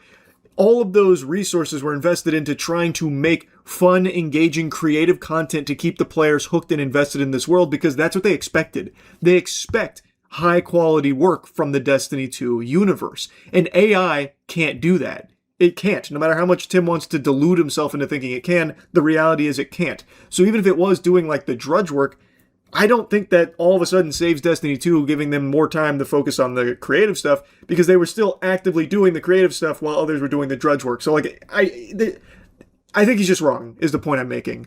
But he constantly tries to chirp up any time he even sees AI's good name being besmirched about, like, well, actually, AI is really good, and this could have solved, like, every problem imaginable here in the games industry. Did you guys know that? Like, actually, did you know that? Also, you're going to shop in the Epic Games Store? What do you mean, no? Like, it's just constant. Every take he's been giving over the last, like, 6 months has just been eye-rolling. Anyone remember this little number from the bad take factory that is Tim Sweeney's brain? He had this little humdinger where he put his elbow grease into defending AI-generated imagery on Twitter, where during this time there was a huge conversation around something disgusting that was happening, where a lot of people were generating AI child porn and flooding the site with it. And there was a conversation about like, well, what do we do about it? And then the idea about like maybe banning Twitter if something's not done got brought up. So Tim Sweeney came in from the top turnbuckle and said, nope, that would be gatekeeping. Tim was really firing on all cylinders there. He was in the kitchen whipping up something fierce. He was cooking. His point was, AI is known to sometimes go off the rails, which I already think is really weird that he's going to bat trying to minimize how big of a deal that generating AI images of child sex abuse material and having it spread throughout Twitter as like a very big thing that was happening at the time is just the same as like a little hiccup with new technology. Like, oh yeah, new tech, AI, sometimes it does go a little cattywampus, as it gets a little weird, but we can't be gatekeeping, and it'll lead to like censored political opponents, it stifles free speech, that kind of thing, because the conversation was about like something needs to be done here, so they were talking about like banning Twitter until it's fixed. And Tim's whole thing was, nope, we can't do anything about that. It'll eventually get worked out. It's just, a little bump in the road we got to work through. And it's like, I don't know why he's not taking it seriously. Like, it is a big deal. That's a huge fucking deplorable thing that's going on here. And yeah, Twitter needs to do something about it to stop that shit from happening. And if Twitter had refused or continued to just sit idly by on their hands, thumb up their ass, and just allow it to persist, then yeah, Twitter should be banned. It's not free speech to just be generating child sex abuse material, Tim. Like, there needed to be some action prompted. So yeah, threatening like, hey, if you guys don't do something, you will be taken off the app stores, I think makes sense. I don't know why he had such a hard pushback against that. Twitter needed to do something. And I think that was a very natural progression to take. Like, hey, there is a problem with AI generating child porn on your platform. We will ban it if action isn't taken. That checks out to me. I don't know why it didn't to Tim Sweeney, and I don't know why he so adamantly fought about, this is gatekeeping and trying to, like, minimize how big of a deal that problem was. Very odd. Point is, Tim Sweeney's a dweeb. I have not been a Tim Sweeney fan here for a little while, and he is going ballistic now with more and more takes I completely disagree with over the last, only few weeks, really. So, yeah, I just wanted to... Well, you're about to. I'm going to drag you kicking and screaming in front of an Andy Owen original here with this big meltdown that she had on video where she made an absolute fool of herself. Now, Andy Owen is the head of Miller Knoll, which is the company most famous for their Herman Miller chairs. They're high-end chairs, and with the way people talk about them, I have to imagine that shit is made out of, unicorn hide or something. It is actually fucking sewn with angel's tears. It must be so fucking comfortable with the way people rant about how amazing they are. I've never seen them, I've never tried them, so I don't really have a horse in that race on whether or not Herman Miller chairs are worth their price or whatever. But all I can tell you is Andy Owen is not worth her salary because she just embarrassed that whole company. In a nutshell, she had a video come out that surfaced where she was telling the employees that they need to stop worrying about not receiving company bonuses. They need to just do the work and everything's going to be all right. They need to focus instead on hitting their company's $26 million sales goal, and that's all that matters. Fuck bonuses, who cares? Meanwhile, she's getting a nearly $4 million bonus herself. So the employee bonuses are kaput, but hers is still just fine. And her video is just so bad. And it was so bad, in fact, that she has already released an apology. In an email sent to employees, she said, "I want to be transparent and empathetic, and as I continue to reflect on this instance, I feel terrible that my rallying cry seemed insensitive. What I'd hoped would energize the team to meet a challenge we've met many times before landed in a way that I did not intend, and for that I am sorry. Nothing will lessen the power and strength of our collective team. My appreciation for each of you is huge, and I will continue to do everything I can to help us meet our shared goals. Thank you for your hard work, your grace, and for the commitment you show to one another and our company every single day." This is a big nothing burger. This is actual garbage. As far as apologies go, this is about as insincere as it gets. This is corporate PR speak. It's not like she was giving a rallying cry. She literally just started vomiting, just diarrheaing out cliches and just worthless platitudes to her employees before getting visibly angry that her employees were upset about not getting a bonus. And then even told them to leave Pity City. So it's all stupid here. This apology is trash. The most important thing we can do right now is focus on the things that we can control. None of us could have predicted COVID. None of us could have predicted supply chain. None of us could have predicted bank failures. But what we can do is stay in front of our customers, provide the best customer service. Maybe I should really understand the situation beforehand. So this right now sounds like National Lampoon's Christmas Vacation with axing the bonuses last minute. After telling employees to leave Pity City over lack of bonuses. Damn. Actually dropped an unironic welcome to the wambulance. How about a side of French fries? Jesus Christ.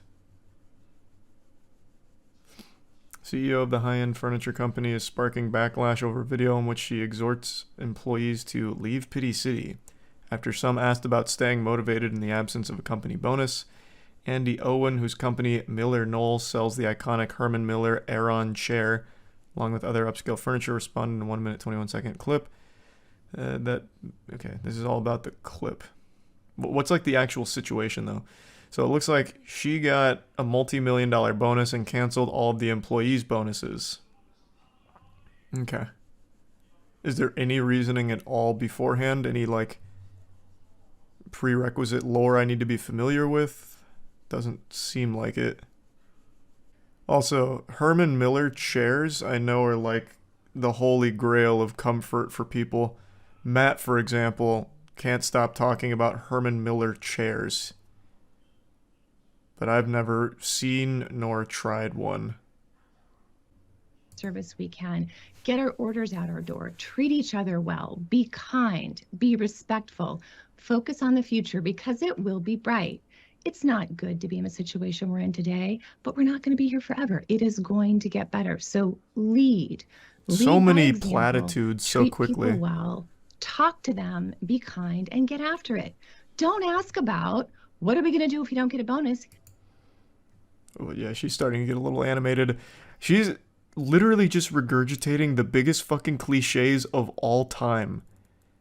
Everything she said there was nothing but buzzword nonsense. Jesus Christ. It reminds me of that clip from that streamer who's like, well, why don't we just throw ourselves off a bridge? The world is dying. The animals are leaving. And that's okay because all we need is ourselves. And do you really need anything else? Or whatever. And then it goes into the Call of Duty montage. What was that speech again? That's up there with like some of the greats, like We Choose to Go to the Moon. I think it was Invader Vice. I think she was the one that said it, right? Oh, here it is. The planet is dying. The government hates us. The animals are leaving. The aliens aren't contacting us. We might be alone, but that's okay because do you really need anyone else? And then 30 Seconds to Mars starts playing. There we go. Found it. I just didn't feel like getting DMCA'd by 30 Seconds to Mars. Jared Leto coming in. Get the damn $26 million. Spend your time and your effort thinking about the $26 million we need and not thinking about what you're going to do if we don't get a bonus. All right? Can I get some commitment for that? I would appreciate that. Damn, she's popping off. I had an old boss who said to me one time, she's getting you upset. can visit Pity City, but you can't live there. So people, leave Pity City. Let's get it done. Okay. Thank you. Have a great day. Damn. Welcome to Shitty City, population Andy Owens. God, good lord. I mean, I think it's totally reasonable, like, hey, can we have our bonuses? And also, why do you get a huge bonus? It seems like she doesn't even have a reason for withholding bonuses or canceling them or whatever. She's like, yeah, there's no bonuses. She doesn't understand people can't even afford to live in Pity City. True, I guess. Not without these bonuses. I also love someone in her position pretending like she's out there making the chairs. Like, alright, it's time we bring ourselves up by our own bootstraps here and start really getting to work on those chairs, alright? We don't need to focus on these bonuses, we just gotta put our head down and do it. As if she's out there with like a fucking wrench and screwdriver. I'll play the Invader Vi clip, but I'm not playing the one with 30 Seconds to Mars. That is like a fast pass to DMCA. I'm not even fucking with it. Here, I'll give the OG original. Damn, I didn't realize this was like 4 minutes worth of monologue.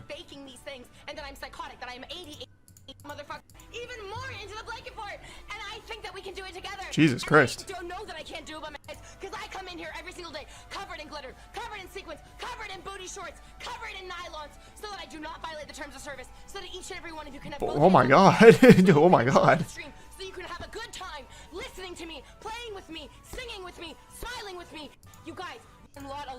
I'm just throwing ourselves off a bridge. Here we go. Here it is. What the fuck is stopping us from just throwing ourselves off a bridge and giving up and saying, yeah, the planet is dying. Yes. The government hates Preach. us. The animals are leaving. The aliens aren't contacting us. We might be alone. It just might be you and me. But that's okay, because do you really need anyone else? And then 30 seconds to Mars. Damn, that's a crazy speech, though. Holy shit, she was in the zone. That was a flow state.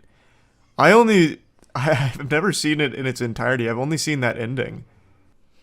But why did she say all that? I don't know, man. I still don't know where the animals were going.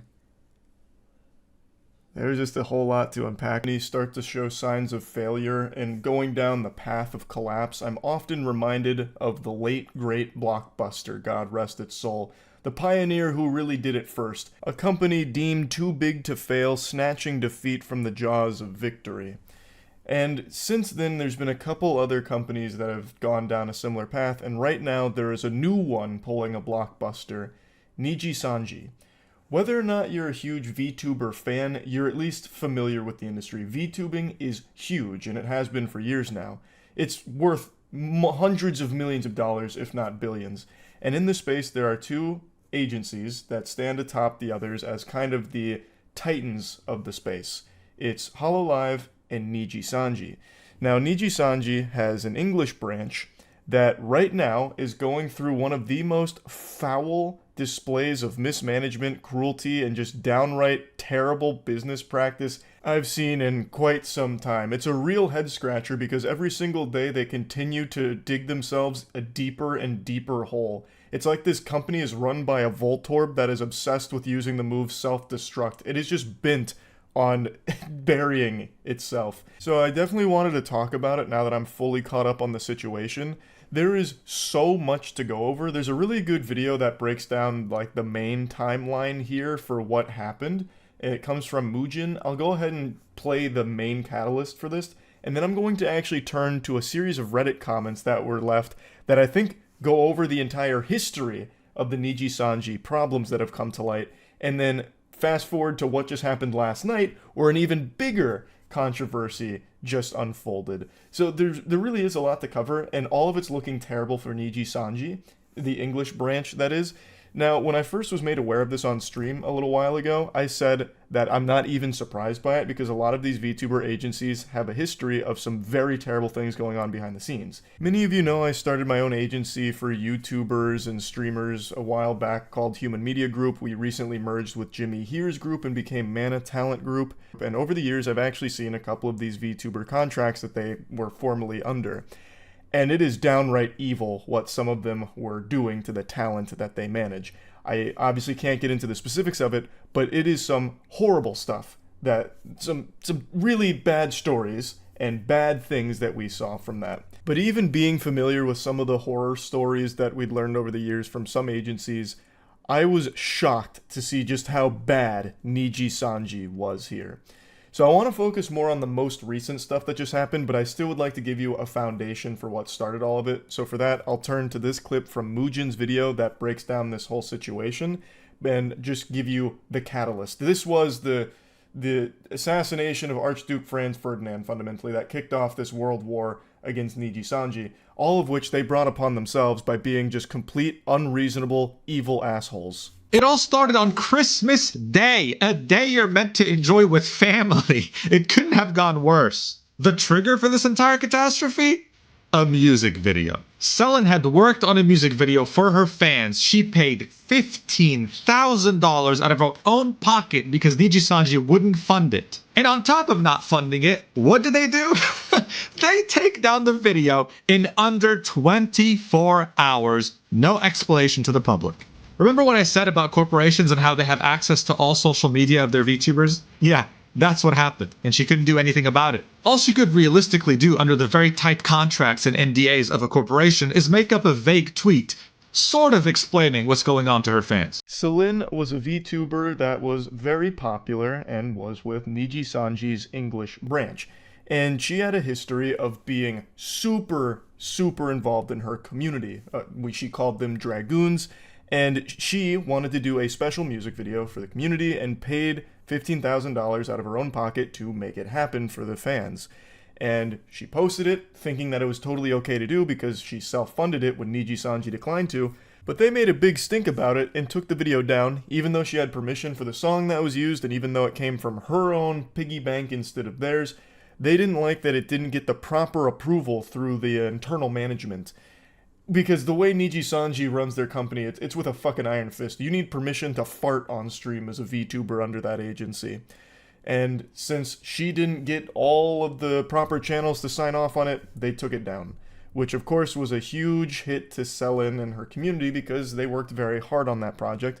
So she made a vague statement explaining that, well, management took it down, but she actually encouraged her community to re-upload it across the platform because she wanted it to live on. And she assumed that would be okay because, it's not on her channel anymore, so they shouldn't have a problem with it. But they did. This soured relations between Celine and Niji Sanji, and behind the scenes it led to a lot of harassment and bullying from Niji Sanji against Celine. Because out of nowhere, on December 27th, she tweets on her account, "I apologize for the silence. I've been in the hospital after an accident and will be staying there for a few days to be under supervision. I just got back access to my phone yesterday." Now, of course, people were happy she was out of the hospital, but the concern was still there. It was very vague and people didn't know what was going on. The Celine Tatsuki termination notice. "I will not be silenced anymore. On December, I was hospitalized for an attempt that was caused by a buildup of bullying from within and being in a toxic and poor environment for numerous months that led to my breaking point. I requested to leave first, but on more neutral terms on the 26th of January. Obviously, I chopped this up and Frankenstein together this little segment to give you a very concise timeline. So, Celine made a post about how she's going to need to take some time away after an accident that landed her in the hospital. Everything was very vague. Eventually, she explains that she's been discharged from the hospital, and then shortly thereafter, Niji Sanji English branch announced the termination of Celine Tatsuki. The termination letter is very poorly explained as to why she's exactly being fired. Now, when it comes to VTubers, there's two ways that departing a company goes. One is a graduation stream, where they graduate from the company and it means that they are leaving on good terms. So they have like a big send-off farewell stream and that's the end of it. Sail off into the sunset, sunshine and rainbows, it's a happy ending. You get the good ending. Or there's this, where you just get publicly terminated and just fucking slapped down by the company like this. And in this case, obviously, Celine got the latter, where they just said, she's gone. Now, if you're not familiar with VTubing, when you sign with an agency like Niji Sanji, they basically own you. They give you your VTuber avatar, they own all of your socials, your channels, everything. You are unable to operate with any type of autonomy. You are under their thumb, and they basically own all of it. So she lost access to everything here, and she actually didn't even know she was being terminated. She found out when this tweet dropped. They didn't even notify her. And the tweet, again, is very poorly explaining things. They talk about Celine like it's a fucking IKEA furniture tutorial on how to put it together. It's just like talking about a bunch of nonsense about authorization flows not making sense and whatever. And then they cite like the music video and how when she made the tweet that management took it down, it damaged their brand and caused problems for them, this and that. It was just fucking stupid, a bunch of dirty barnacles. And then Celine went to her original account, her original brand of Doki Bird, to explain what actually happened is that due to the harassment and bullying and the toxic environment Niji Sanji created, she made an attempt on her own life and landed in the hospital. Luckily, she survived and is still with us today, but she no longer would be silenced by this company and bullied into being silent, so she started to explain what happened behind the scenes that led to all of this stress and all of these problems. She lawyered up and is engaged in now a legal battle with Niji Sanji, presumably, that is being worked on. And that is where all of this really started. That's when the floodgates opened. And with all of this information out there now, people were able to go back to some previous Niji Sanji talent with a finer tooth comb and see that the signs of a sinking ship had been there for quite a while. Signs of a company that mistreats its employees, signs of a company that is mismanaged and just downright diabolical behind closed doors. And I want to go over that because we have a lore master in the comments section of a live stream fails clip that I think does an extraordinary job of just laying all of this information out. So our guide is Weebshitter69. A great name for a great philosopher. So Weebshitter starts by explaining what Niji Sanji is and how big Niji Sanji is, and then takes us back to the past. March 10th, 2023, one of Niji Sanji's newer talents, Zion Lanza, was terminated, which again is being fired, publicly, and then put out this bullet point list of the infractions that they accrued. And at the time, people sided with Niji Sanji, but then stated that the way they handled it was a little unprofessional, especially coming from a multi-million-dollar company, and just overall not great. But since Zion no longer had access to their accounts, she returned to her original account that she had before joining, which was Sayu Synchronicity. Now, if you've followed this story for a while, you've probably seen this meme tossed around about Sayu was right, or Sayu tried to warn us, and this is what they're referring to. On that account, she revealed more information about her own experiences inside the company, hinting at a toxic environment, incompetent management and bullying, stealth suspensions, etc., and she further stated that she hopes other talent realize their own worth and that they deserve better. Some people sided with Sayu, but most didn't at the time. Then in May of 2023, Selin Tatsuki hosts a contest letting her fans design her next outfit. Niji Sanji management tried to put a stop to the very act of compensating the artists for their designs, while also trying to assert that artists who enter the contest should hand over the rights to the artwork for free. Selin refuses this notion and pays the winners out of her own pocket instead. She, a while after that, hinted that management no longer allowed her to organize events anymore, which sounds about par for the course for a company like Niji Sanji, where July 8th of 2023, Nina Kosaka graduated, meaning they left on good terms, had a farewell stream, but then comes back later with V Shoujo, which is another VTuber agency, as Matara Khan. That information will be pertinent later.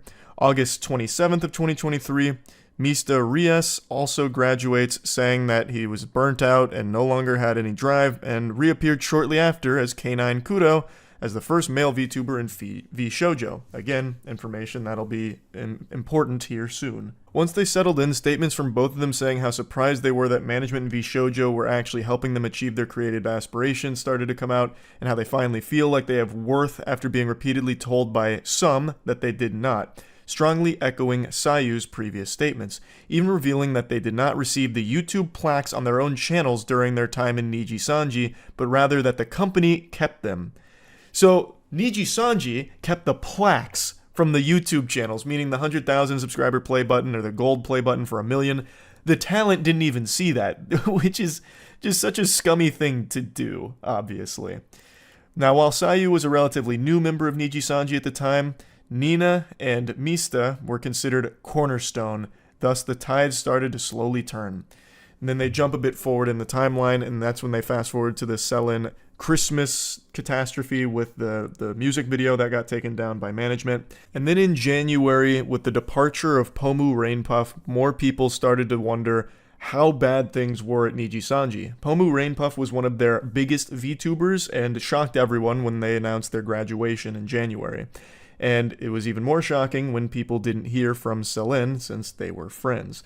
So that's when people started to worry about her safety. And then in February, another liver named Kyo Kaneko announced the graduation, which again brought the community into an uproar, wondering, why is there so many people departing all at once here? Is there like a waiting list, like this fucking purgatory or something with people waiting to go to the other side? And then on February 5th, Niji Sanji released that termination notice.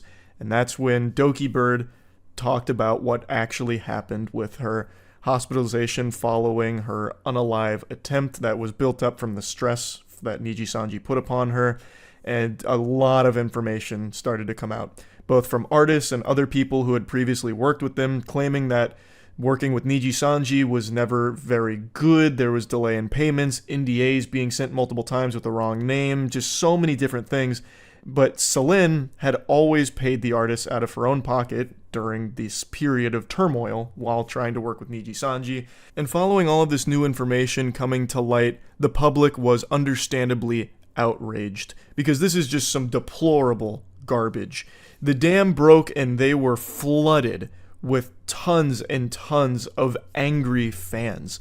The tornado blew through and picked up 500 septic tanks, and the shitstorm that came with it was something that Niji Sanji couldn't have possibly predicted. So Niji Sanji's stakeholders started to suffer. They lost several sponsorships because of all of this. Apparently their stock price, like their valuation or whatever, started to plummet as well. It was a huge hit to their company, and it only continues to get worse by the day. So Celine revealed that she had spent like $250,000 of her own money on projects throughout the last year there, so she made no profit.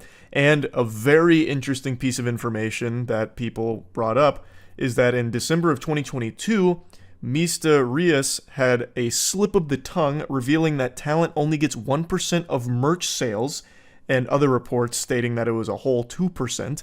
And this serves to showcase that Niji Sanji doesn't just harass and bully their talent directly, they also financially fuck them. That is downright criminal. Only giving 1 or 2%, if they're feeling gracious enough, of merch sales to the talent is mind-boggling. And I saw a couple people defending this, and let me just go ahead and take you in real quick, because it looks like you blew in from Stupidville. That is unacceptable. Yes, the VTubers here don't actually own their avatar or anything. That does belong to Niji Sanji, and they signed the contract and agreed to that.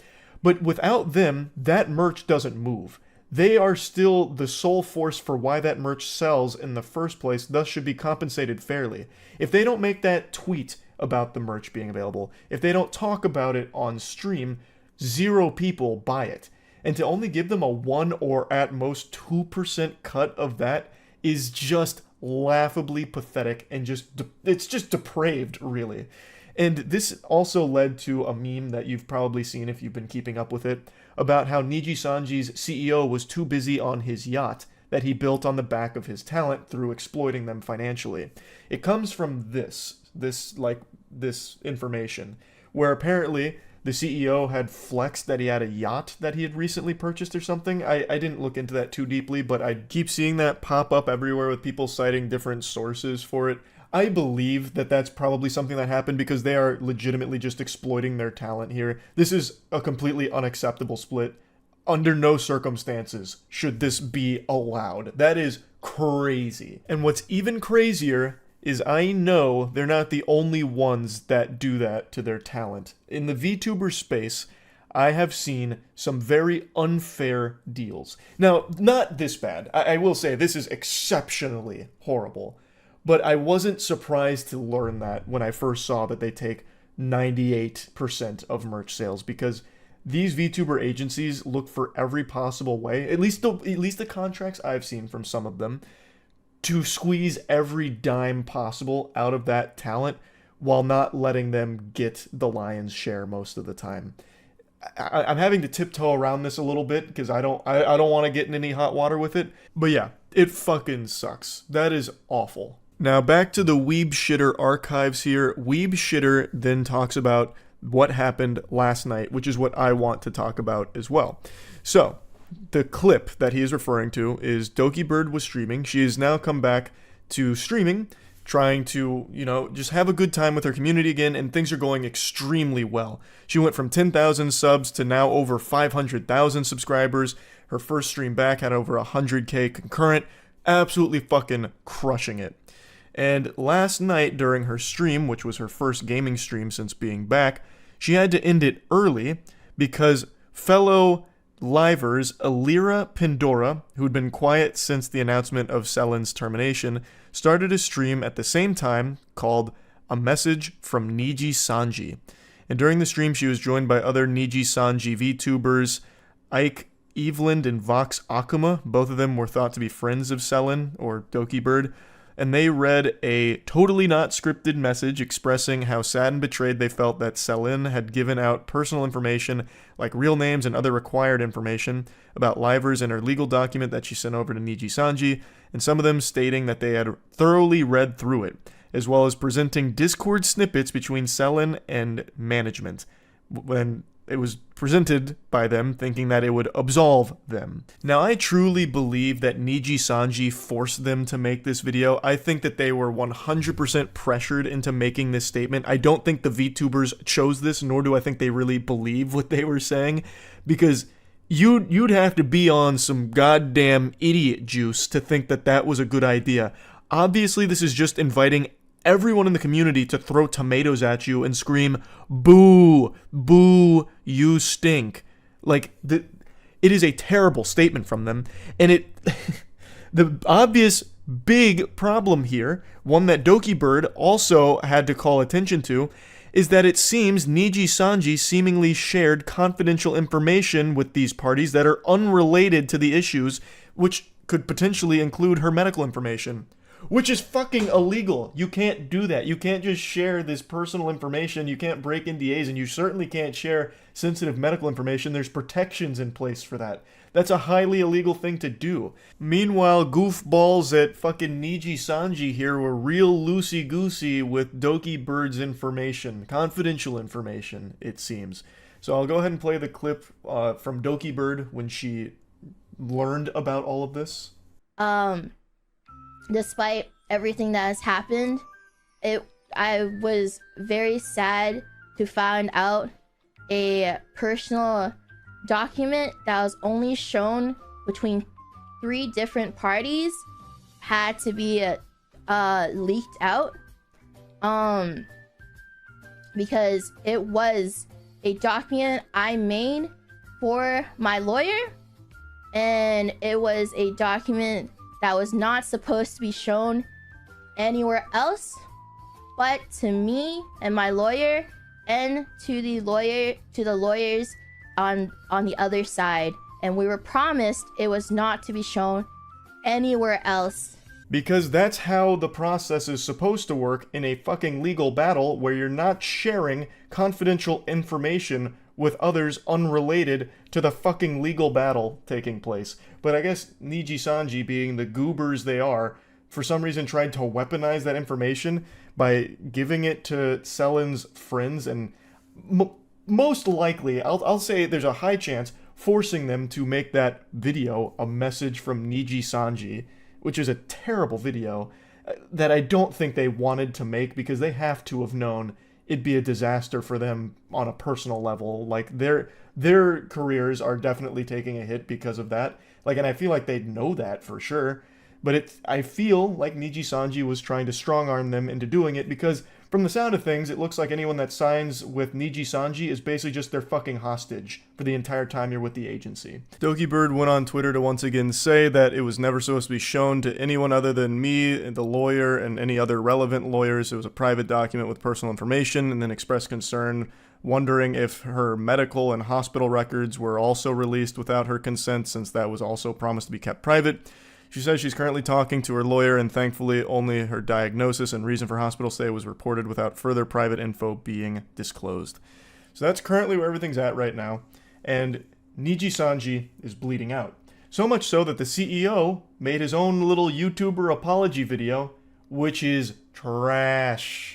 I was going to play you clips from his apology video, but with Niji Sanji, you never really know what stupid shit they're going to do, so I didn't want to risk getting a strike on it for covering it. So instead, I'll just go ahead and refer to the article here. One of the main things that he apologizes for off rip is that after announcing the termination of Selin, there was a notice that was published saying that the impact this would have on the company's performance would be negligible. And he says that this was a misunderstanding, and they used inconsiderate word choice for it, and recognizes that Selin was integral to the growth of Niji Sanji English branch. And really, the whole thing more just seems like a statement to investors, like on a business side of things, as opposed to like a legitimate apology for anything that happened. To me, it comes across as super corpo, soulless suit speak, like, yeah, we terminated selling, whatever. That's well, who cares? What really matters is the investors not losing faith. So we'll make this video to try and regain that investor faith so we can keep raking in those big bucks. He promises like very vague things about change is coming, we need better systems in place that we're working towards this and that. But none of it really comes across as sincere, especially considering that if you really wanted to make a good faith, like strong stance like we need to change, start with monetarily. It's now come out that your talent gets fucked financially when it comes to their split on like merch sales and things like that. If you really want to make a good faith, like convincing, compelling argument that you're going to change, start there. I would like to see that because you can easily showcase that one. It's going to be hard to convey to the public that you're changing things behind the scenes because, again, that's behind the scenes. It's always going to be something that the public's never going to be fully privy to. But your merch split with your talent, that is public. If you allow your VTubers to talk about it, they can say, hey, look, we just got raised up a ton of percentage when it comes to our merch split, and we really appreciate that. It's a sign of goodwill, you know, and maybe things will get better in the future elsewhere too. But personally, I don't see them making any meaningful changes to company culture or the way things happen behind the doors or anything monetarily. I just don't see them really doing a whole lot to improve. And I think the community feels largely the same way, which is why Niji Sanji continues to fester here. Now, while they haven't fully gone under or anything of that nature, they are definitely trending in a downward death spiral at the moment where it seems more graduations are on the way, most likely, or perhaps even terminations to more talent. And the public is not super excited about the future of Niji Sanji English branch. Now, the English branch of Niji Sanji is just one component of it. Its biggest is still the Japanese sector. But I have to imagine if the English branch flounders and fails, it's going to be bad for Niji Sanji as a whole because it still was a sizable chunk of their company. And that's going to affect that side of things too. So it's definitely something that they wouldn't like to see go away, I would imagine. But it's looking like it's going towards that direction. So anyway, I just wanted to cover this a bit because it is a huge deal and one of those situations where a company that was really at a point where it was probably too big to fail is starting to fail. Truly by their own mismanagement, own problems, and own toxicity. And I'm wishing the absolute best for Doki Bird going forward. Hopefully the legal process she's engaged in is smooth and an easy W, and hopefully her streams continue to pop off. So best of luck to her, and yeah. Be the best. The number one in your industry. You've got to be willing to put everything on the line. And today's story is about a man who did just that. A man with dreams to be the number one bouncy castle business. He wanted to be the jumping castle god. But unfortunately, he flew a little too close to the sun and his wings burned up. Well, not really his wings. He just burned up every business that also sold jumping castles.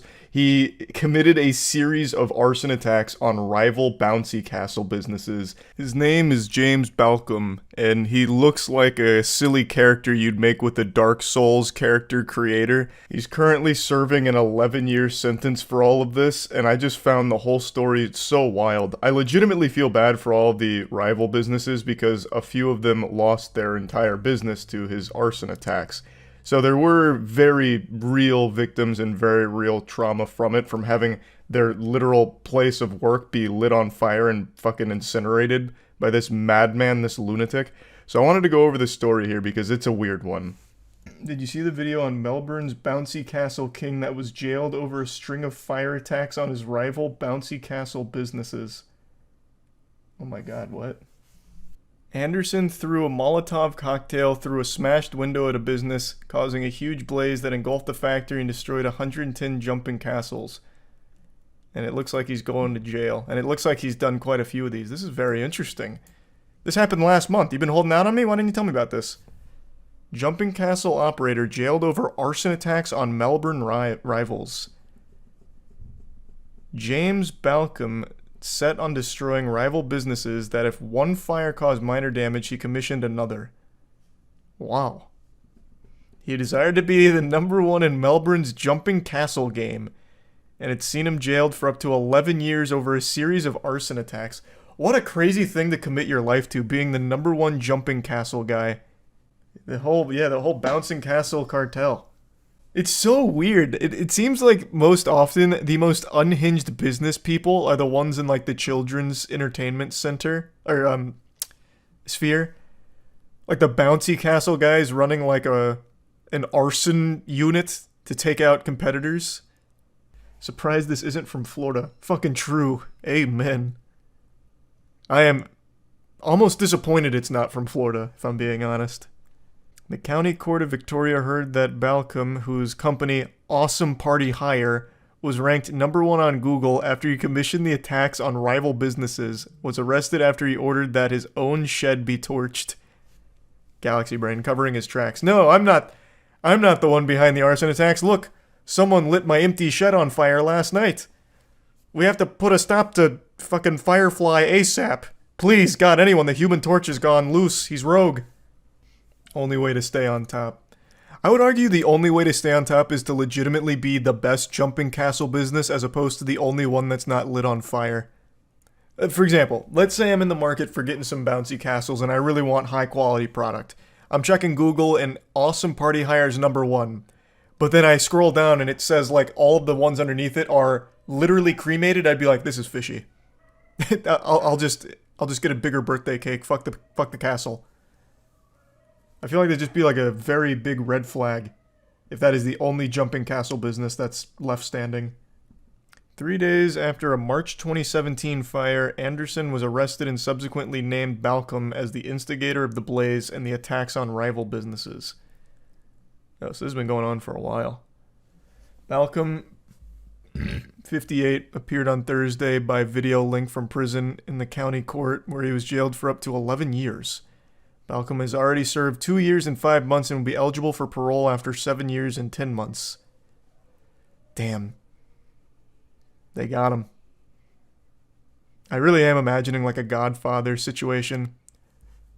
Like, it really seems so fucking intense in the bouncy castle game. You come to me on the eve of my daughter's birthday party and light my bouncy castle business on fire. You got some nerve. It's a dirty game in a cruel world. Yeah. It's not easy to put a smile on the face of children. It comes at a cost. And that cost is fire and flames. They're bouncing on the backs of the corpses of other bouncy castle businesses that came before them. And they don't even know it. It impacted the livelihood of others and caused significant loss, suffering, and emotional trauma. Yeah, I mean, yeah, arson will do that to you. One business was targeted 3 times. At that point, just hire full-time firefighters on standby. That is so interesting. What does he look like? I want to look him up.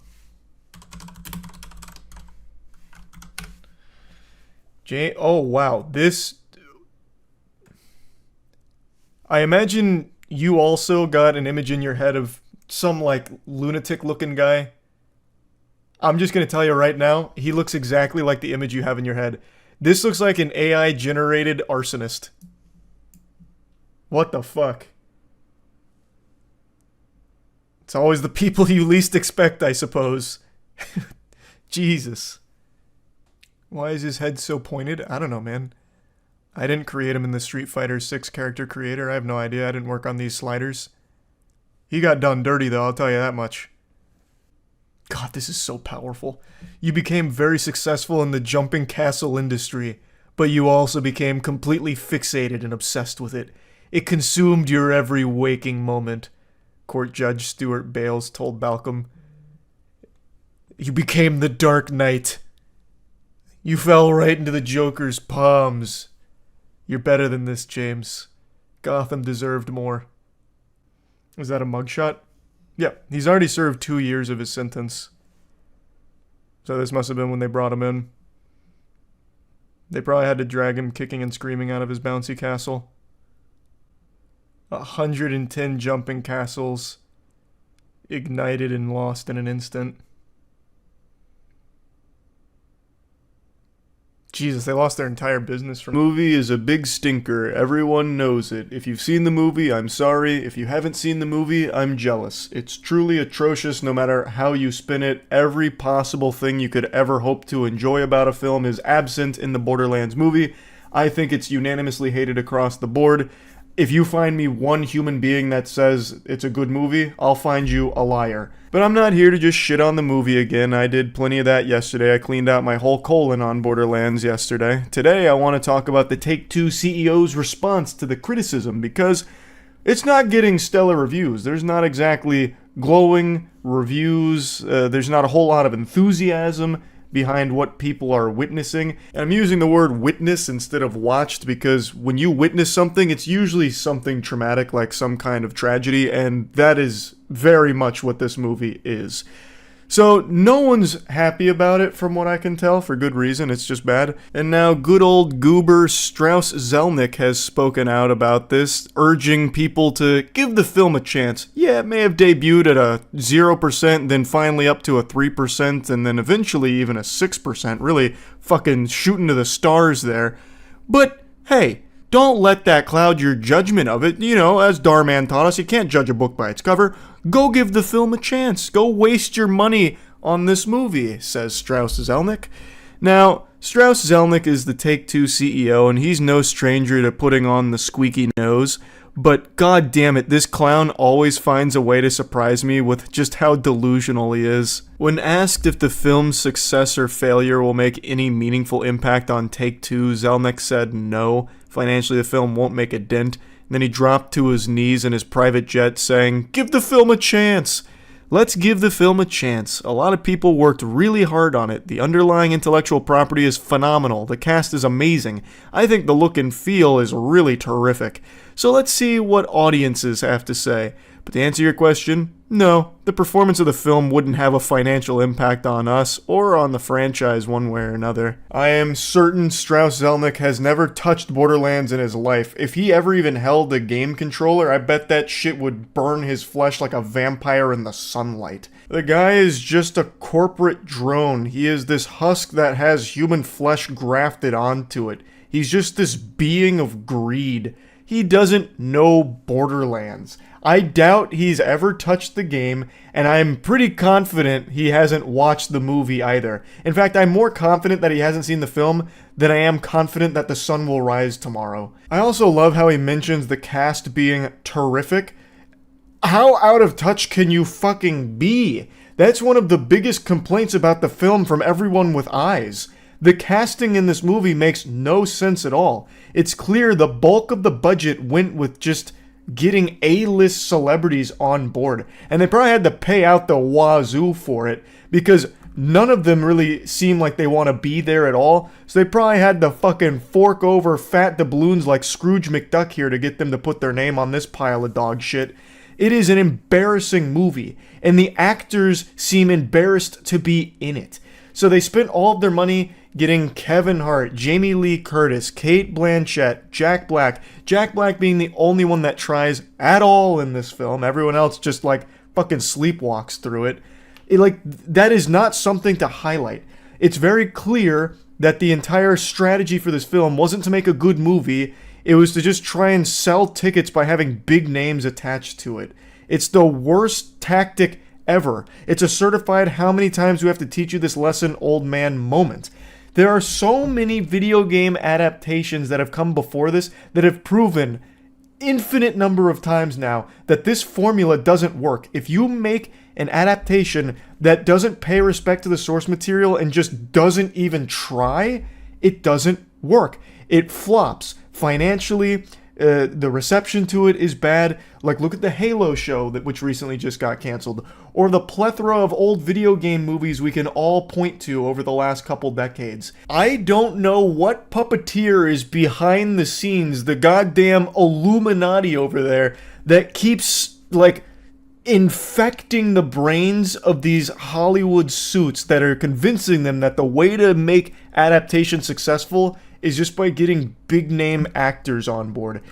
It just doesn't work, and they keep doing it. It's actual insanity. They spent $90 million on this star-studded cast for this $5 fart of a film that they produced here. It makes no sense. If you make a bad movie, it doesn't matter how much star power is behind it, it's not going to succeed. I don't know how that lesson hasn't been learned yet. Strauss also reached deep into his bag of tricks here to try and get more asses in the seats by playing the classic, come on guys, people worked really hard on this film, we should all support it. Does a bear shit in the woods? Obviously, there were some hardworking people behind the scenes on this film.